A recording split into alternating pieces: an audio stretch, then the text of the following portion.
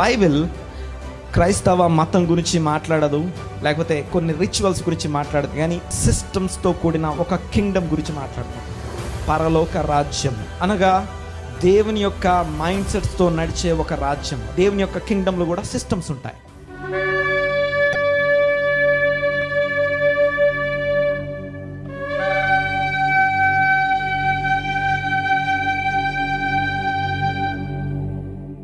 Shalom, praise the lord. దేవునికి స్తోత్రం.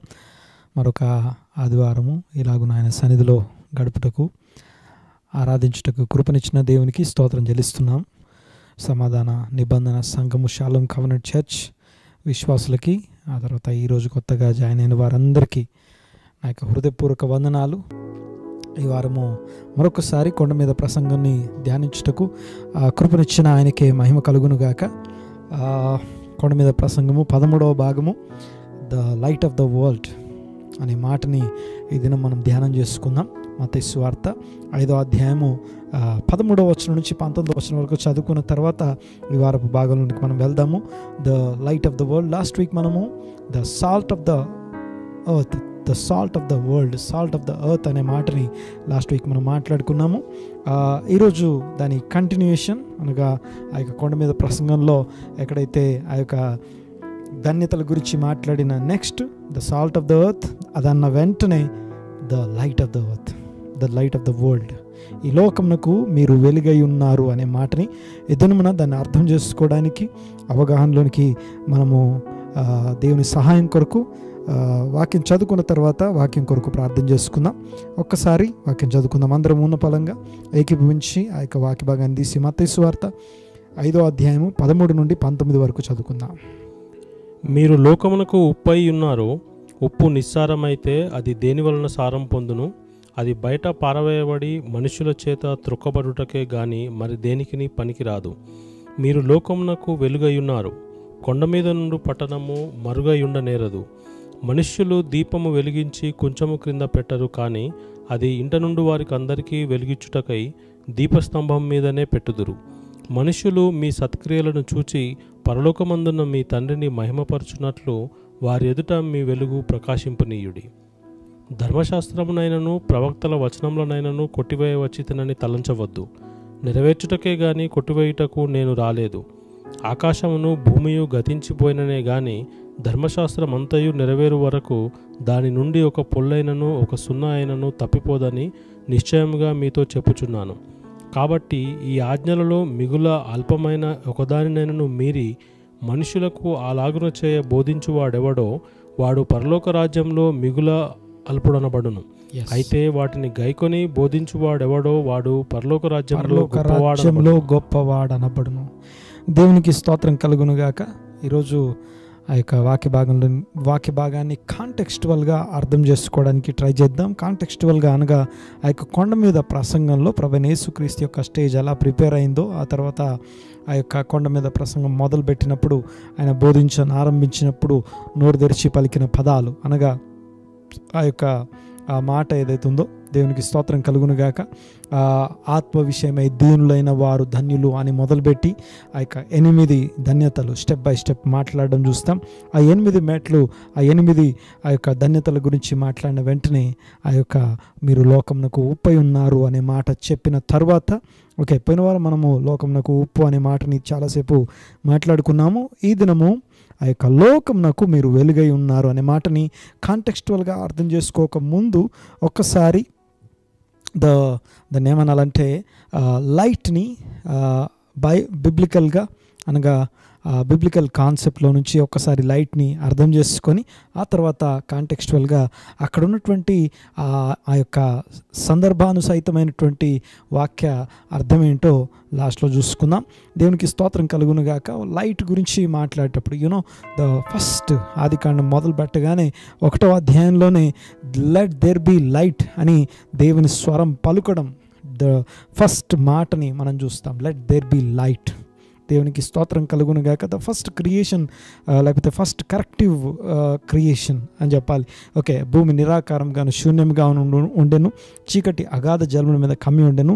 Everywhere శూన్యము, నిరాకారము, డిసార్డర్, నథింగ్ ఈజ్ దేర్. అలాంటి దాన్ని ఆర్డర్ చేయడానికి దేవుడు పంపిన మొట్టమొదటి సృష్టి కార్యం, ద ఫస్ట్ థింగ్ ఏంటంటే లెట్ దేర్ బీ లైట్. దేవునికి స్తోత్రం కలుగునుగాక. ఈరోజు మన జీవితాల్లో మన యొక్క డిసార్డర్, లేకపోతే ఆ యొక్క క్రమము లేని, లేకపోతే శూన్యంగా ఉన్నటువంటి మన లైఫ్లని ఉద్ధరింపజేయడానికి దేవుడు తన వాక్కు కలుగునుగాక, లేకపోతే తన యొక్క వాక్కు వెలుగు కలుగునుగాక అని పలకడం మనం చూస్తాము. దేవునికి స్తోత్రం కలుగునుగాక. ద ఫస్ట్ థింగ్ ఏంటంటే the lord God himself is light. ఆయన వెలుగై ఉన్నాడు అనే మాటని మనం చూస్తాం. చూడండి ఒకసారి, వెలుగును ఆయన కప్పుకొని ఉన్నాడు అనే మాట శామ్స్ ఆ యొక్క కీర్తనల గ్రంథము 44వ అధ్యాయము 3వ వచనంలో మనం ఒక మాట చూస్తాం. ఒకసారి చూడండి ఒకసారి, ఆయన ప్రజెన్స్ ఎప్పుడు కూడా చూడండి ఒకసారి, 44వ కీర్తన 3వ వచనం, 44వ కీర్తన 3వ వచనం. వారు తమ ఖడ్గం చేత దేశమును స్వాధీనపరచుకొనలేదు, వారి బాహువు వారికి జయమియలేదు. ఒకసారి జాగ్రత్తగా గమనించండి. ఒకసారి, వారు తమ ఖడ్గము చేత దేశమును స్వాధీనపరచుకోలేదు, తర్వాత వారి బాహువు వారికి జయమియలేదు, నీవు వారిని కటాక్షించితివి గనుక. ఒకటి, the favour of God. Okay, the right hand, నీ దక్షిణ హస్తమే. Okay, the favour of God and the right hand of the Lord. తర్వాత నీ బాహువే. Okay, the hand of God. Next, నీ ముఖకాంతియే. నీ ప్రజెన్స్. ఓకే, నీ యొక్క కాంటినెన్స్. తర్వాత నీ ముఖ కాంతియే, the light of your presence, the light of your continence.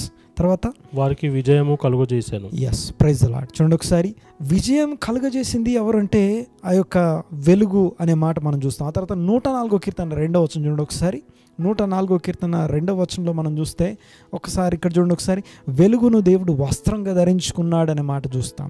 God himself a light. Okay, దేవుడు వెలుగై ఉన్నాడు అనే వచనం మనకు తెలుసు. ఓకే, 104వ కీర్తన 2వ వచనం చూడండి ఒకసారి, వస్త్రము వలె వెలుగును నీవు కప్పుకొని ఉన్నావు. You wrapped up. Okay, wraps himself in light as with a garment. ఒక వస్త్రాన్ని కప్పుకున్నట్టుగా దేవుడు వెలుగును కప్పుకొని, he himself is light. God is light. దేవునికి స్తోత్రం కలుగును గాక. దేవుడు వెలుగై ఉన్నాడు. జాన్ 1 యోహాను సువార్త 1వ అధ్యాయంలో కూడా మనం చూస్తాం, దేవుడు వెలుగై ఉన్నాడు, ఆ వెలుగు లోకంలోనికి వచ్చి ప్రతి మనిషిని వెలిగిస్తుంది అన్నమాట. ఓకే, యేసు ప్రభు స్వయంగా ఆ యొక్క యోహాను సువార్త 8వ అధ్యాయంలో చూస్తాం, I am the light of the world అని చెప్పడం చూస్తాం. ఓకే, ఇవన్నీ ఒక పక్కన పెడితే ఒక్కసారి ఓకే లైట్ గురించి మరొకసారి జాగ్రత్తగా అర్థం చేసుకుని ట్రై చేయండి ఒకసారి. ఇవన్నీ కూడా ఓకే ఒక్కొక్క దాని గురించి మనం ఈరోజు ఆలోచించట్లేదు కానీ, బట్ మెయిన్ మన ఫోకస్ అంతా కూడా అతి ప్రాముఖ్యమైనటువంటి ఆ కాంటెక్స్టువల్ అనగా ధన్యతలు చెప్పిన తర్వాత, ఉప్పు గురించి మాట్లాడిన తర్వాత అక్కడ ఉన్నటువంటి శిష్యులతో ఆయన మాట్లాడుతూ మీరు లోకమునకు వెలుగై ఉన్నారు అని ఎందుకు చెప్తున్నాడు, ఆ వెలుగు ఎలా అవుతారు, ఓకే వెలుగు అంటే అర్థం ఏంటి, వెలుగు ఎలాగా రిఫ్లెక్ట్ అవుతుంది, దీని గురించి మనం ఈ దినం ధ్యానం చేసుకుందాం. ఓకే చూడండి ఒకసారి, దానికంటే ముందు ఒక ఇంట్రడక్షన్ పాయింట్స్ ఇవన్నీ జ్ఞాపకం చేస్తాను. నెంబర్ 1 ఫస్ట్ ఏంటంటే God himself is light, the first creation is light. Okay, దేవుడు మొట్టమొదటి సృష్టించింది లైట్ అయి ఉంది. తర్వాత ఆ యొక్క సూర్యుడు, తర్వాత చంద్రుడు, వాటికి సంబంధించినటువంటి లైట్స్ మనం చూస్తాం. ఆ తర్వాత ఓకే దేవునికి స్తోత్రం, ఇవన్నీ కూడా లైట్కి సంబంధించినటువంటి స్టోరీస్. దేవునికి స్తోత్రం. సో మన ఓకే ఇవంతా ఒక ఎత్తు అయితే, ఈరోజు వాక్యానికి సంబంధించి అతి ప్రాముఖ్యమైనటువంటి టాపిక్ ఒకటి ఉంది. అదేంటంటే the word of God is the light. ఈరోజు మనము కాంటెక్స్టువల్గా అక్కడ యేసు ప్రభు మాట్లాడుతున్నటువంటి విషయాన్ని మనం నేర్చుకోవడానికి ముందు we need to know something. అదేంటంటే the word of God is the light. దేవునికి స్తోత్రం. ఒక్కసారి ఓకే నాతో పాటు చూడండి ఒకసారి. ఈరోజు the key verse of today అదేంటంటే సామెతల గ్రంథము 6వ అధ్యాయము 23వ వచనం. సామెతల గ్రంథము 6వ అధ్యాయం 23వ వచనం. ఆజ్ఞ దీపముగా, the commandment of God is the lamp. ఆజ్ఞ దీపము, ఉపదేశము వెలుగుగాను ఉండును. The teaching of the commandment, the teaching of that commandment ఏదైతుందో దట్ ఈస్ ద లైట్. మరొక్కసారి, this is the key verse of today. ఈరోజు మనము నేర్చుకునే మనం ధ్యానించబోయే అంశానికి అతి ప్రాముఖ్యమైనటువంటి కీవర్డ్స్ ఇది. ఒక్కసారి సామెతల గ్రంథం 6వ అధ్యాయం 23వ వచనం మీద మన ఫోకస్ పెడదాం. ఒక్కసారి చూడండి. ఒకసారి ఆజ్ఞ, the commandment of God, the order of God. దేవుని యొక్క ఆజ్ఞ, దేవుని యొక్క శాసనం, దేవుని యొక్క కట్టడ, దేవుని యొక్క నియమం, దేవుని యొక్క విధి, దేవుడు ఏదైతే ఆజ్ఞాపించాడో, దేవుడు ఏదైతే మాట్లాడాడో, ఓకే, ఏదైతే చేయుగాక అని చెప్పి మాట్లాడాడో అది ఆజ్ఞ అయింది. ఓకే, ఆజ్ఞ, ఉట్టి ఆజ్ఞ నీకు తెలిసి ఉంటే, నీకు తెలిసిన ఆజ్ఞ, మనకు తెలిసిన ఆజ్ఞలు ఏవైతే ఉన్నాయో అవన్నీ, ఓకే, ఆజ్ఞ అనేది ఒక ల్యాంప్, దీపం. ఓకే, ఆజ్ఞ అనేది దీపము, కానీ ఆ ఆజ్ఞ వెలిగించబడి ఉండాలి. అనగా ఓకే, ఆ ఆజ్ఞ ఇచ్చే లైట్ ఏదైతుందో, వాట్ ఈజ్ లైట్? లైట్ అంటే the teaching about that commandment. Okay, Hebrew భాషలో ఆ టీచింగ్ అన్న దగ్గర తోరా అని ఉంటుంది, ఆజ్ఞ అన్న దగ్గర మిజ్వా. మిజ్వా అంటే కమాండ్మెంట్ అని అర్థం. ఓకే, చూడండి ఒకసారి, the mitzvah is the lamp. Okay okay, తర్వాత చూడండి ఒకసారి, ఆ యొక్క టీచింగ్ అంటే తోరా. తోరా అంటే యాక్చువల్గా Torah is nothing but the first 5 books of the Bible. The మొదటి 5 పుస్తకాలని తోరా అని పిలుస్తాం. తోరా అనే మాటకు అర్థం ఏంటంటే ఇన్స్ట్రక్షన్, లేకపోతే ద పేరెంటింగ్ ఇన్స్ట్రక్షన్ అని అర్థం. అనగా ఆ యొక్క తండ్రి తన పిల్లలకి ఏవైతే ఆజ్ఞాపిస్తాడో, తన పిల్లల క్షేమము కోరి ఏదైతే ఆజ్ఞాపిస్తాడో దాన్ని కమాండ్మెంట్ అంటాం. ఓకే, ఆ యొక్క తండ్రి తన పిల్లల మీద ప్రేమతో ఆయన ఏర్పాటు చేసే కట్టడలు అవి ఏవైతే ఉన్నాయో వాటిని ఓకే టీచింగ్ అంటాం. ఆ టీచింగ్ ఏదైతుందో అది మనకి వెలుగట. ఓకే, జస్ట్ మనం కమాండ్మెంట్, ఓకే, మనకి ఓకే, జస్ట్ ఒక ఎగ్జాంపుల్ చెప్తాను. రెండింటికి డిఫరెన్స్ ఏంటి? What is the difference between commandment and teaching? Commandment and the okay, ఆజ్ఞ అంటే ఏంటి, ఉపదేశం అంటే ఏంటి? ఆజ్ఞ అంటే ఏంటి, ఉపదేశం అంటే, ఈ రెండిటి గురించి మనం ఈరోజు ధ్యానిస్తే ఈ యొక్క మీరు లోకమునకు వెలుగై ఉన్నారనే మాటకి ఒక అర్థము కంప్లీట్గా మనకి ఈరోజు అర్థమవుతుంది. ఒకసారి చూడండి. ఒకసారి ఆజ్ఞకి తర్వాత టీచింగ్కి ఉన్న డిఫరెన్స్ ఏంటి? జస్ట్ ఫర్ ఎగ్జాంపుల్, నరహత్య చేయరాదు అనేది ఒక ఆజ్ఞ. నరహత్య చేయరాదు అనేది జస్ట్ ఒక ఆజ్ఞ. ఆ ఆజ్ఞ ఏదైతే ఉందో ఆ ఆజ్ఞ అదొక ల్యాంప్, అది ఒక దీపం అది. Okay, it is just like menorah, లేకపోతే ఒక ల్యాంప్ స్టాండ్. ల్యాంప్ స్టాండ్ వెలగాలి అంటే ఓకే, ఒక మెనోరా లైట్, లేకపోతే ఒక మెనోరా అంటే దీపవృక్షం అని అర్థం అనుకుందాం. ఓకే, ఆ దీపవృక్షం అనేది వెలగాలంటే అందులో ఆలివ్ ఆయిల్ ఉండాలి. ఓకే, ఆ olive oil is nothing but the spirit of God అని అర్థం. ఓకే, ఆజ్ఞలో స్పిరిట్ నింపబడి ఉండాలి. జాగ్రత్తగా వినండి ఒకసారి. There is a difference between spirit of the law, spirit of the commandment and letter of the commandment. Spirit of the law or the letter of the law అనగా అక్షరార్థమైనటువంటి ఆజ్ఞ, ఆత్మానుసారమైన ఆజ్ఞ. Both are different. ఓకే, రెండింటికి తేడా మనం లాస్ట్లో చూడండి ఒకసారి. ఓకే, నెంబర్ 1, ఓకే, మొట్టమొదటిది ఒక మెనోరా ల్యాంప్ ఏదైతుందో, ఒక దీప వృక్షం ఏదైతుందో అది ఒక ఆజ్ఞ అనుకుందాం. ఓకే, అది ఆజ్ఞ, దీపం. ఆ దీపం అనేది వెలగాలి అంటే మొట్టమొదట అందులో స్పిరిట్ ఉండాలి, అనగా ఆత్మ నింపుదల, అనగా ఆ యొక్క ఎందుకు నేను ఈ ఆజ్ఞను అనుసరించాలంటానికి సంబంధించినటువంటి ఆ యొక్క ఆత్మ నడిపింపు చేత, ఆత్మ చేత వెలిగించే ముందు ఆత్మ యొక్క పోరింగ్ ఉండాలి. అనగా ఆ యొక్క మెనోరా కంప్లీట్గా ఆలివ్ ఆయిల్ చేత నింపబడి ఉండాలి. ఆ తర్వాత దాన్ని వెలిగిస్తాం. ఆ వెలిగించే వెలుగుంది చూసారా, అప్పుడు మెనోరా కంప్లీట్ అవుతుంది. లిడ్ ద ల్యాంప్ అనగా ఆ యొక్క మెనోరా వెలిగించబడి అప్పుడు మెనోరా అక్కడ ఉన్నటువంటి ఆ యొక్క మందిరం అంతటికి వెలిగిస్తుంది. దేవునికి స్తోత్రం. జాగ్రత్తగా అర్థం చేసుకోవడానికి ట్రై చేయండి ఒకసారి. ఓకే, కమాండ్మెంట్ ఏదైతుందో నరహత్య చేయరాదు అనేది కమాండ్మెంట్. ఓకే, మనం అనుకుంటాము నరహత్య చేయరాదనే దానికి ఈ ఆజ్ఞ మనకు సంబంధించింది కాదు. ఓకే, లేకపోతే నేను ఎవరిని చంపలేదు ఇప్పటిదాకా, లేకపోతే మేము ఎవరు మర్డరర్స్ కాదండి, లేకపోతే పాస్టర్ గారు మేము ఎవరిని హంతకులం కాదు, మేము ఎవరిని చంపలేదు. కానీ యేసు ప్రభు, ఓకే చూడండి ఒకసారి, ద వర్డ్ ఆఫ్ గాడ్, దేవుని వాక్యం ఏదైతుందో, ఓకే, వాక్యమై ఉన్నటువంటి యేసు ప్రభు భూమి మీదకి శరీరం ధరించుకొని, నీలాగా నాలాగా శరీరం ధరించుకొని భూమి మీదకి వచ్చాడు. ఆయన ఇదే కొండ మీద ప్రసంగంలో ఇంకా కొంచెం ముందుకెళ్తే నరహత్య చేయరాదు అని మీరు మీ పూర్వీకులు మీతో చెప్పడం విని ఉన్నారు అంటాడు. విని ఉన్నారు అని చెప్పిన తర్వాత, కానీ నేను మీతో చెప్పినదేమనగా, which is the teaching of that commandment. ఆ కమాండ్మెంట్ గురించినటువంటి టీచింగ్, ఓకే, అర్థమవుతుంది కదా. సొలొమోను సామెతల గ్రంథంలో రాసినటువంటి ఒక్క మాటని మనం ధ్యానం చేస్తున్నాం. దాన్ని అర్థం చేసుకొని ఈ కీ వర్స్తోని ఆ యొక్క యేసుప్రభు యొక్క కొండ మీద ప్రసంగంలో ఆయన మాట్లాడిన స్టేట్మెంట్ ఏదైతే ఉందో, మీరు లోకమునకు వెలుగై ఉన్నారనే మాటని మనం డీకోడ్ చేసుకొని మనం అర్థం చేసుకోవడానికి ట్రై చేస్తున్నాం. చూడండి ఒకసారి, నరహత్య చేయరాదని మీరు విని ఉన్నారు, ఆ కమాండ్మెంట్ మీరు విని ఉన్నారు, కానీ today I'm teaching you. Okay అంటే యేసు ప్రభు వెలుగై ఉన్నవాడు.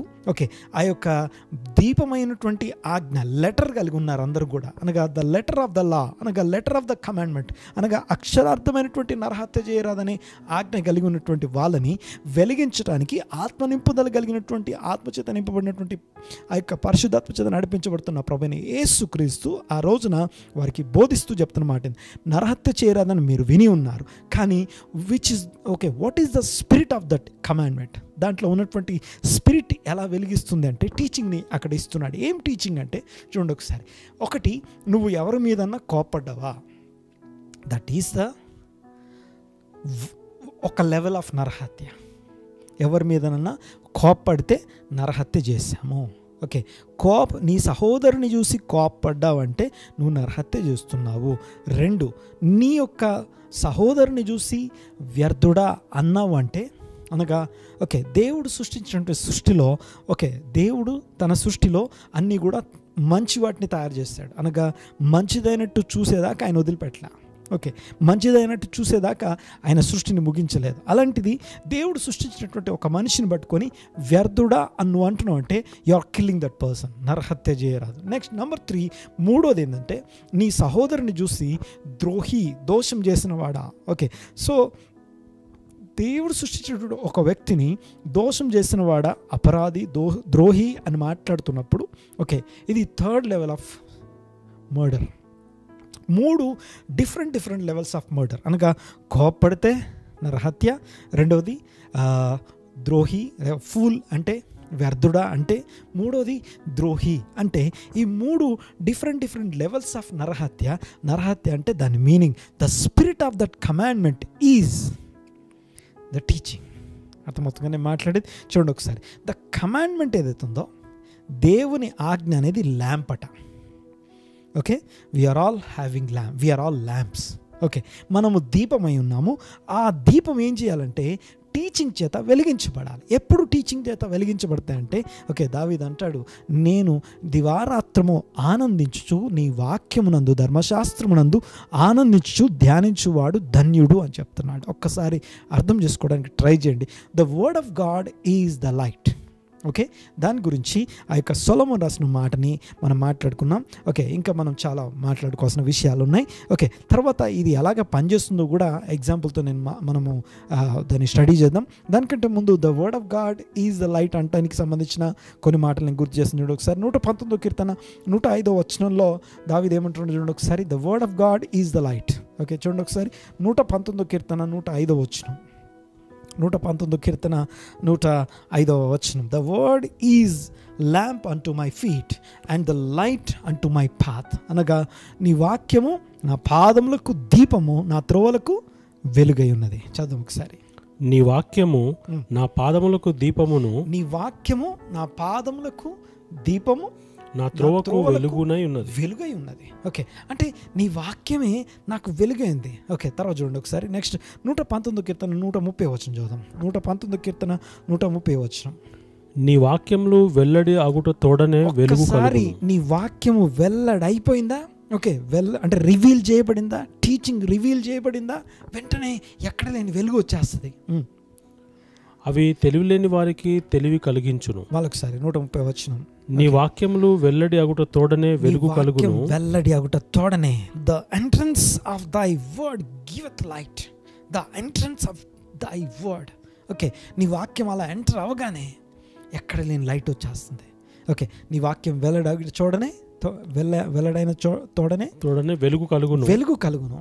అవి తెలివి లేని వారికి తెలివి, ఎవరైతే అండర్స్టాండింగ్ అవగాహన లేకుండా ఉంటారో వారికి తెలివి, ఓకే ఓకే తెలివిని ఇస్తున్నాయి. తర్వాత చూడండి ఒకసారి, నెక్స్ట్ 19వ కీర్తన 8వ వచనం చదువుకుందాం. 19వ కీర్తన 8వ వచనం చూడండి ఒకసారి, 19వ కీర్తన 8వ వచనం చూడండి ఒకసారి. యెహోవా ఉపదేశములు నిర్దోషమైనవి. ఓకే, యెహోవా ఉపదేశములు, the teachings of the Lord. Okay, దేవుని యొక్క ఉపదేశాలు ఏవైతే ఉన్నాయో అవట నిర్దోషమైనవి. అవి హృదయమును సంతోషపరచు, హృదయాన్ని సంతోషపరుస్తాయి. యెహోవా ఏర్పరచిన ధర్మము నిర్మలమైనది. అది కన్నులకు వెలిగిస్తాయి. ఓకే, చూడండి ఒకసారి మనం ఫస్ట్ టాపిక్. ఓకే, లైట్ గురించి కాంటెక్స్చువల్గా మాట్లాడుకుంటున్నప్పుడు ఈరోజు ఎక్కువసేపు the word of God is the light, the commandments of God is the light. Okay, తర్వాత ద టీచింగ్స్ ఏవైతే ఉన్నాయో ఆ కమాండ్మెంట్ యొక్క ఎక్స్ప్లెనేషన్ టీచింగ్ ఏదైతుందో అది వెలుగై ఉన్నది. ఇది ఈరోజు మనకు సంబంధించినటువంటి అంశం. చూడండి ఒకసారి 19వ కీర్తన అయిన తర్వాత ఇంకా మనము ముందుకెళ్తాం. చూడండి ఒకసారి 2వ పేతురు పత్రిక 1వ అధ్యాయంలో మనము ఈ యొక్క స్థిరమైన వాక్యము అనే మాటను చూస్తాం. చూడండి ఒకసారి 2వ పేతురు పత్రిక 1వ అధ్యాయం 19వ వచనం. మరియు ఇంతకంటే స్థిరమైన ప్రవచన వాక్యం మనకున్నది. అది తెల్లవారి వేకువ చుక్క. Okay, it's a day star. Okay, తెల్లవారి వేకువ చుక్క. ఒక సూర్యుడు ఎలాగైతే ఉదయించినప్పుడు వెలుగు ఎలా వస్తుందో అలాగా దేవుని వాక్యం అట స్థిరమైన వాక్యం అది. ఓకే, ఎవరు చేంజ్ చేయకూడదు. You know one thing, the first 5 books ఏవైతే ఉన్నాయో అందులో ఏ అక్షరాన్ని మార్చడానికి వీల్లేదు, అందులో దానికి ఏ అక్షరం యాడ్ చేయడానికి వీల్లేదు. జస్ట్ మిగతా బుక్స్ అన్నీ కూడా 5 పుస్తకాల యొక్క కామెంటరీస్ అని మాట్లాడుకున్నాం. చూడండి ఒకసారి వాటన్నిటిని చూస్తున్నప్పుడు మనకు ఓకే అది స్థిరమైన వాక్యము. ఓకే, మిగతా వాటన్నిటికీ ఎక్స్ప్లెనేషన్స్ మారుతాయేమో, ట్రాన్స్లేషన్స్ మారుతాయేమో, కానీ ద ఫస్ట్ 5 బుక్స్ ఏవైతే ఉన్నాయో వి షుడ్ నాట్ చేంజ్. తర్వాత చూడండి ఒకసారి ఆ యొక్క స్థిరమైన వాక్యం ఏం చేస్తాట, it is just like a day star, వెలుగు. ఓకే, వేకువ చుక్కలాగుండి ఏం చేస్తుందట, తెల్లవారి వేకువ చుక్క మీ హృదయములలో ఉదయించు వరకు ఆ వాక్యము చీకటి గల చోటున, వర్డ్ ఆఫ్ గాడ్, ఆ వాక్యము చీకటి ఎక్కడుందో అక్కడ వెలిగిచ్చు దీపమైనట్టుంది.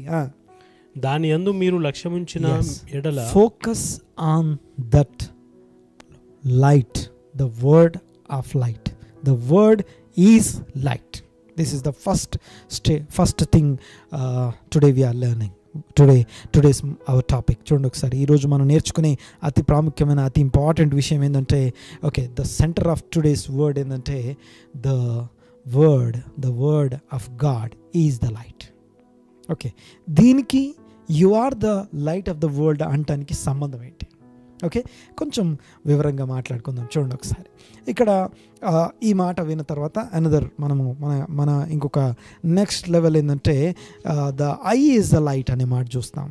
Okay, your I is the light of your body.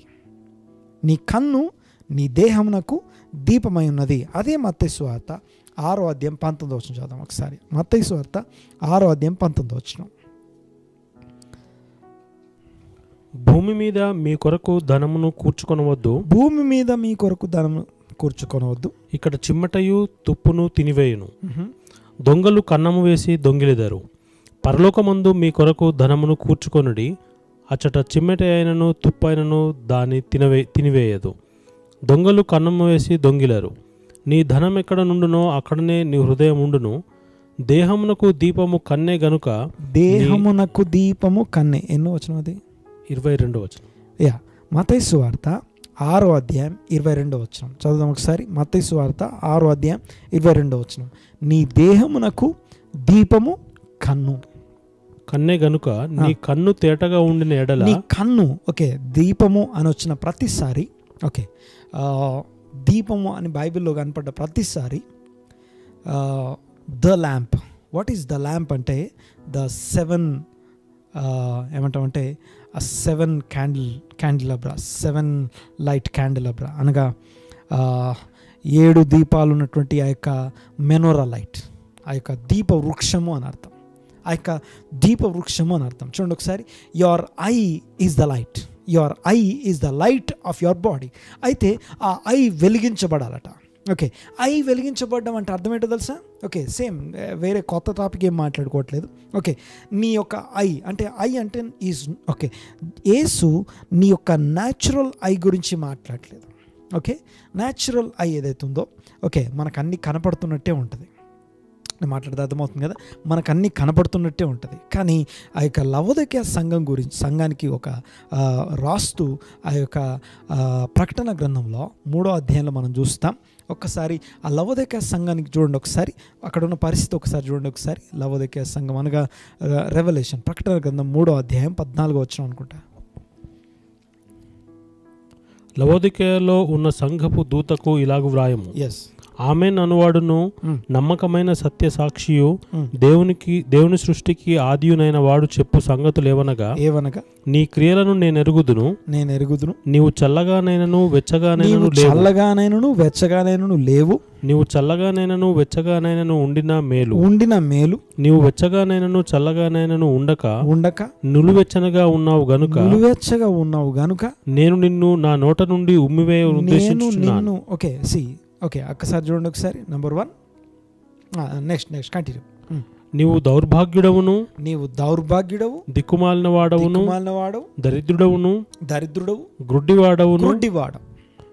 అంటే నీకేం కనపడట్లేదు. తర్వాత చదవండి, దిగంబరుడు. ఓకే, నా ఆ విషయాలన్నీ ఒకసారి చూడండి. దౌర్భాగ్యుడవు, దిక్కుమాలిన వాడు, దరిద్రుడవు, గ్రుడ్డివాడు, దిగంబరుడు. ద 5 థింగ్స్ మాట్లాడి నెక్స్ట్ చదవండి ఒకసారి. ఇది నీ ఒరిజినల్, నువ్వు ఉన్న స్థితి ఇది. కానీ ఉన్నావని ఎరుగక నేను ధనవంతుడను, ధనవృద్ధి చేసుకున్నాను, నాకేమీ కొదవలేదు అని చెప్పుకొంచున్నావు. నీవు ధనవృద్ధి చేసుకొనున్నట్లు అగ్నిలో పుటము వేయబడిన బంగారమును, నీ దిశముల సిగ్గు కనబడకుండునట్లు ధరించుకొనుటకు తెల్లని వస్త్రములను, నీకు దృష్టి కలుగునట్లు నీ కన్నులకు కాటుకను నా యొద్ద కొనుమని నీకు బుద్ధి చెప్పుచున్నాను. ఓకే, సరే, ఓకే, చూడండి ఒకసారి. సో మన టాపిక్ అది కాదు కానీ okay, the eye is the lamp of your body. నీ యొక్క దేహమునకు దీపము కన్ను. ఓకే, కన్ను అంటే not just physical eye. Natural ఐతోనే మనకు కనపడుతుంది, మనకన్నీ మన సైట్ మనకు తెలుస్తూ ఉంది, నాకు అన్నీ కనపడుతున్నాయి. కానీ మనోనేత్రాల గురించి మాట్లాడుతున్నాడు. ఈ విషయం గురించి ఎఫెసీ పత్రికలో మనం చూస్తాం. The eye is the light of the body. అయితే ఆ ఐ యొక్క ఎన్లైట్మెంట్ ఏదైతే ఉందో okay, the wisdom of God is the light. The wisdom of God is the light. ఒకసారి చూడండి, ఒకసారి ఎఫెసీ పత్రిక 1వ అధ్యాయం 17వ వచనంలో రాస్తుంది. ఎఫెసీ పత్రిక 1వ అధ్యాయం 17వ వచనం చూడండి ఒకసారి. మరియు మీ మనోనేత్రములు వెలిగింపబడినందున ఆయన మిమ్మును పిలిచిన పిలుపు వలన నిరీక్షణ ఎట్టిదో పరిశుద్ధులలో ఆయన స్వాస్థ్యం యొక్క మహిమైశ్వర్యం ఎట్టిదో ఆయన క్రీస్తునందు వినియోగపరిచిన బలాతిశయమును బట్టి విశ్వసించు మనయందు ఆయన చూపుచున్న తన శక్తి యొక్క అపరిమితమైన మహాత్మ్యం ఎట్టిదో మీరు తెలుసుకొనవలెనని మన ప్రభువైన యేసుక్రీస్తు యొక్క దేవుడైన మహిమ స్వరూపియగు తండ్రి తనను తెలుసుకొనుట యందు మీకు జ్ఞానము ప్రత్యక్షత కలిగిన మనస్సు అనుగ్రహించున్నట్లు మీ కొరకు నేను నా ప్రార్థనల యందు. Okay, see number 1. Okay, the eye is the lamp of your body. నీ దేహమునకు దీపము కన్ను వెలిగించబడాలి. కన్ను ఎలా వెలిగించబడుతుందంటే the wisdom of God, the knowledge of God is the light of your lamp of your life. చూడండి ఒకసారి, మరొకసారి. ముందే మాట్లాడుకున్నాం, దేవుని వాక్యము ఒక ల్యాంప్ అయి ఉన్నది అనగా the commandment is the lamp. Okay, తర్వాత ఆ ల్యాంప్ని వెలిగించేదాన్ని టీచింగ్ అంటామని చెప్పి ముందు మాట్లాడుకున్నాం. ఇక్కడికి వచ్చేసరికి మన యొక్క కన్ను దీపమై ఉన్నది. మన బాడీ అంతటికి, మన లైఫ్ అంతటికి మన కన్ను దీపమై ఉన్నది అనగా మనోనేత్రాలు. ఓకే, ఈ మనోనేత్రాలు గుడ్డితనం ఉంది యాక్చువల్గా. ఓకే, ఆ గుడ్డితనం, ఓకే, ఏం గుడ్డితనము, వాట్ కైండ్ ఆఫ్ అ గుడ్డితనం అంటే నాలెడ్జ్ ఆఫ్ గాడ్, దేవుని గురించినటువంటి అవగాహన జ్ఞానం లేకపోవట అనే ఒక చీకటి చేత కళ్ళు మూసుకొని ఉన్నాం. అయితే ఆ చీకటి పోగొట్టడానికి we need that knowledge or wisdom understanding knowledge of God. మన యొక్క దేవుని గురించినటువంటి అవగాహన జ్ఞానము మన మనోనేత్రాలకు కావాలి. అదేం చేస్తుందంటే మన మనోనేత్రాన్ని వెలిగిస్తుంది. ఓకే, దేవునికి స్తోత్రం కలుగునాక మనోనేత్రాలు వెలిగించబట్ట కొరకు ప్రార్థన చేస్తున్నానని పౌలు ఎఫెసీ సంఘం గురించి మాట్లాడుతున్నాడు. ఓకే, సో వీటన్నిటిని కలిపి మరొకసారి ద 4 పాయింట్స్ చెప్తాను. Number 1, the word of God is the light. Number 2, ఏమంటామంటే okay, the teaching, okay, the word of God లేకపోతే the commandment of God is the lamp. the commandment of God is the lamp. The teaching of the commandment is the light. Tarvata number 3, the eye is the lamp of your body. Tarvata the wisdom, understanding, knowledge of God is the light of your lamp, of your eyes, of your body. Okay, so దేవుని గురించిన అవగాహన మనకు వెలుగై ఉన్నది. మళ్ళొక్కసారి 4 గుర్తు చేస్తాను చూడండి ఒకసారి తెలుగులో.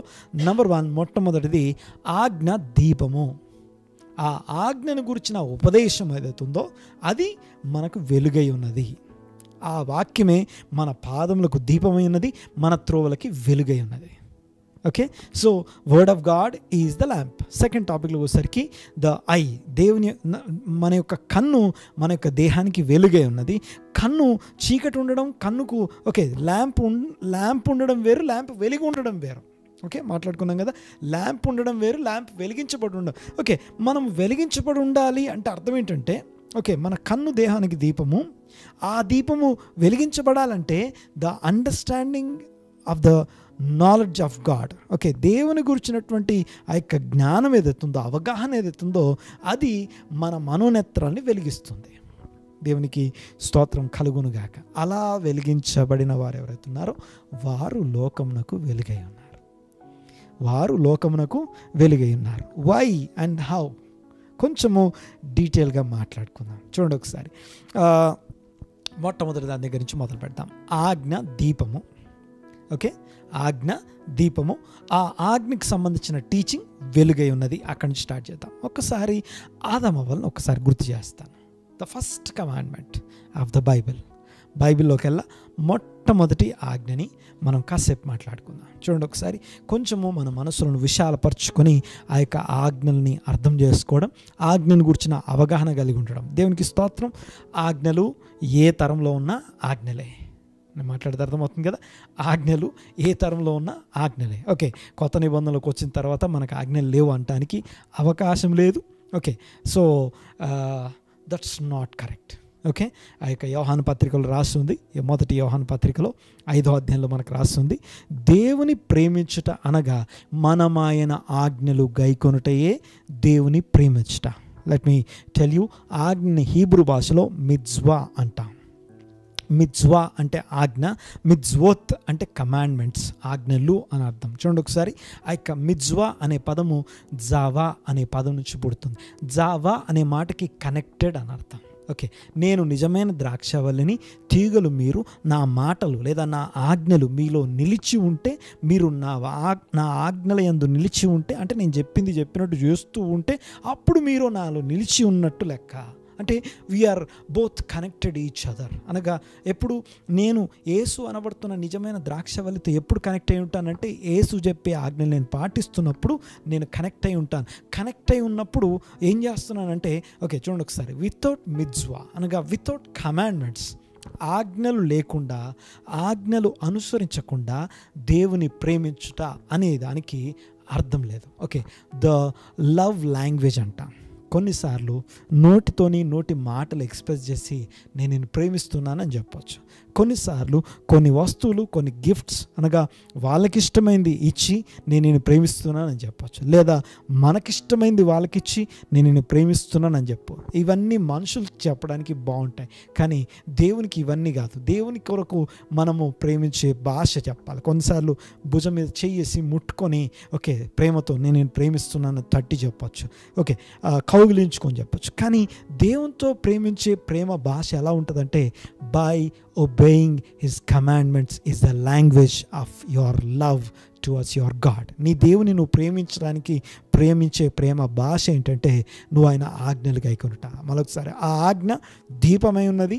ఆ ఆజ్ఞ గురించినటువంటి అవగాహన. ఓకే, ఈ ఆజ్ఞ ఎందుకు ఉంది, ఈ ఆజ్ఞ వల్ల ఉపయోగం ఏంటి, ఎందుకు ఈ ఆజ్ఞ పెట్టావు, ఇలా నువ్వు మాట్లాడుతున్నావంటే నీ దగ్గర ల్యాంప్ ఉంది కానీ ఆ ల్యాంప్కి సంబంధించిన టీచింగ్ అనగా వెలుగు లేదు అని అర్థం. ఒక్కసారి కొంచెం డీటెయిల్గా మాట్లాడుకుందాం. చూడండి ఒకసారి. ఓకే, ఆదాము అవ్వల దగ్గరికి వెళ్దాం ఒకసారి. దేవుడు మొట్టమొదట, ఓకే ఐల్ టెల్ యూ, నేను ఒక 2 హీబ్రూ పదాలను ఇంట్రడ్యూస్ చేస్తాను చూడండి ఒకసారి. బైబిల్లో ఆ యొక్క 2వ అధ్యాయంలో మనం చూస్తే కోల్ థవ్ అనే 2 పదాలు ఉంటాయి. 2వ అధ్యాయంలో కోల్ థవ్. కోల్ అనే మాటకి ఆల్ అని అర్థం, అన్నీ అని అర్థం. ఓకే, థవ్ అనే మాటకి గుడ్ అని అర్థం. ఈ థవ్ అనే పదమేమో మొదటి అధ్యాయంలోనే కనపడుతుంది. దేవుడు ఆది అందు వెలుగు కల్పమని పలకగా వెలుగు కలిగిందట. చూడండి ఒకసారి. వెలుగు మంచిదనట్టు వెలుగు. Okay, the light is tov. థవ్ అనే మాటకి గుడ్. ఓకే, తర్వాత మంచిది అని అర్థం, శుభకరమైంది అని అర్థం. ఓకే, గుడ్ ఫార్చ్యూన్ అని అర్థం. ఆ యొక్క మేలుకరమైంది మంచిది అనబడుతున్న వాటినే సృష్టించాడు ఆయన. మరొకసారి కోల్ థవ్. ఒకసారి ఓకే, దేవుని యొక్క ఆజ్ఞని అర్థం చేసుకోవడానికి మనం కొంచెం మన యొక్క హృదయాలను తెరిచి చెప్పబడే విషయాన్ని అర్థం చేసుకోవడం ట్రై చేయండి. నెంబర్ 1, మొట్టమొదటిది థవ్ అనే పదం మొదటి అధ్యాయంలో చూస్తాం. థవ్ అనే మాటకి గుడ్ అని అర్థం. వెలుగు దగ్గర నుంచి ఎవ్రీడే దేవుడు మంచిదైనట్టు చూచాను.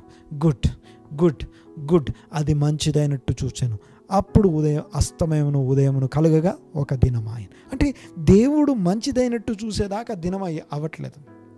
అంటే ఎవ్రీడే ఆయన గుడ్నెస్తోని క్లోజ్ చేస్తున్నాడు. అనగా మేలుకరమైన వాటినే సృష్టించాడు. మేలుకరమైన వచ్చేదాకా నరుని సృష్టించిన తర్వాత నరుడు ఒంటరిగా ఉండుట ఇట్ ఈస్ నాట్ టఫ్. దేవునికి స్తోత్రం కలుగునుగా. చూడండి ఒకసారి. అది మంచిది కాదు అంటే ఓకే, సో మంచిది కాదు అన్నప్పుడు ఆయన ఆగల. ఆయన అన్నిటినీ కంప్లీట్ చేసేదాకా, అనగా అన్నిటినీ స్పష్టంగా ముగించేదాకా ఆయన ఆగలేదు. దేవునికి స్తోత్రం. జాగ్రత్తగా గమనించండి ఒకసారి. ఆయన ఓకే థవ్ మంచిది కావాలి. ఆ మంచిది ఎలా దొరుకుతుంది, ఆ మంచిది ఎలా వస్తుంది, జాగ్రత్తగా అర్థం చేసుకోవడానికి ట్రై చేయండి ఒకసారి. ఓకే, థవ్ మంచిది. ఓకే, నరుని వాళ్ళిద్దరిని చేసిన తర్వాత God is so happy. Okay, thou అనే పదము మంచిది, కోల్ అనే పదము ఆల్ అని అర్థం. అయితే ఈ మంచి అన్నీ సృష్టించిన తర్వాత నరుని తీసుకెళ్ళి ఆ యొక్క ఏదెనులో పెట్టాడు. 2వ అధ్యాయం 9వ వచనం. మరియు దేవుడైన యెహోవా చూపునకు రమ్యమైనదియు ఆహారమునకు మంచిదియునైనా ప్రతి వృక్షాన్ని ఓకే, ప్రతి అని చూసారా, ఆల్ ద ట్రీస్ అంటే కోల్ అనే పదం చూడండి ఒకసారి. ఆల్ ద ట్రీస్, ప్రతి వృక్షాన్ని దేవుడు మంచిగా సృష్టించాడట. మరొకసారి ఓకే, ఈరోజు ఆ యొక్క ఆజ్ఞ ఉద్దేశం ఏంటి, ఆజ్ఞలో నడిచిన వారే వెలిగించబడిన వాళ్ళు మాత్రమే లోకానికి వెలుగై ఉన్నారు అనే మాటని అర్థం చేసుకోవడానికి ప్రయత్నం చేయడానికి ఏదేం తోటకి ఫస్ట్ కమాండ్మెంట్ దాకా వెళ్తున్నాం. చూడండి ఒకసారి. ఓకే, దేవుడట అన్ని మంచిగా సృష్టించాడు. మంచి సృష్టించడమే కాదు, ఓకే అవి రమ్యమైనవి సృష్టించాడు. ఓకే, అవి అన్నప్పుడు కోల్ అంటే అన్నీ అని అర్థం, ప్రతిదీ అని అర్థం. మళ్ళొకసారి చూద్దాం ఒకసారి 9వ వచనం.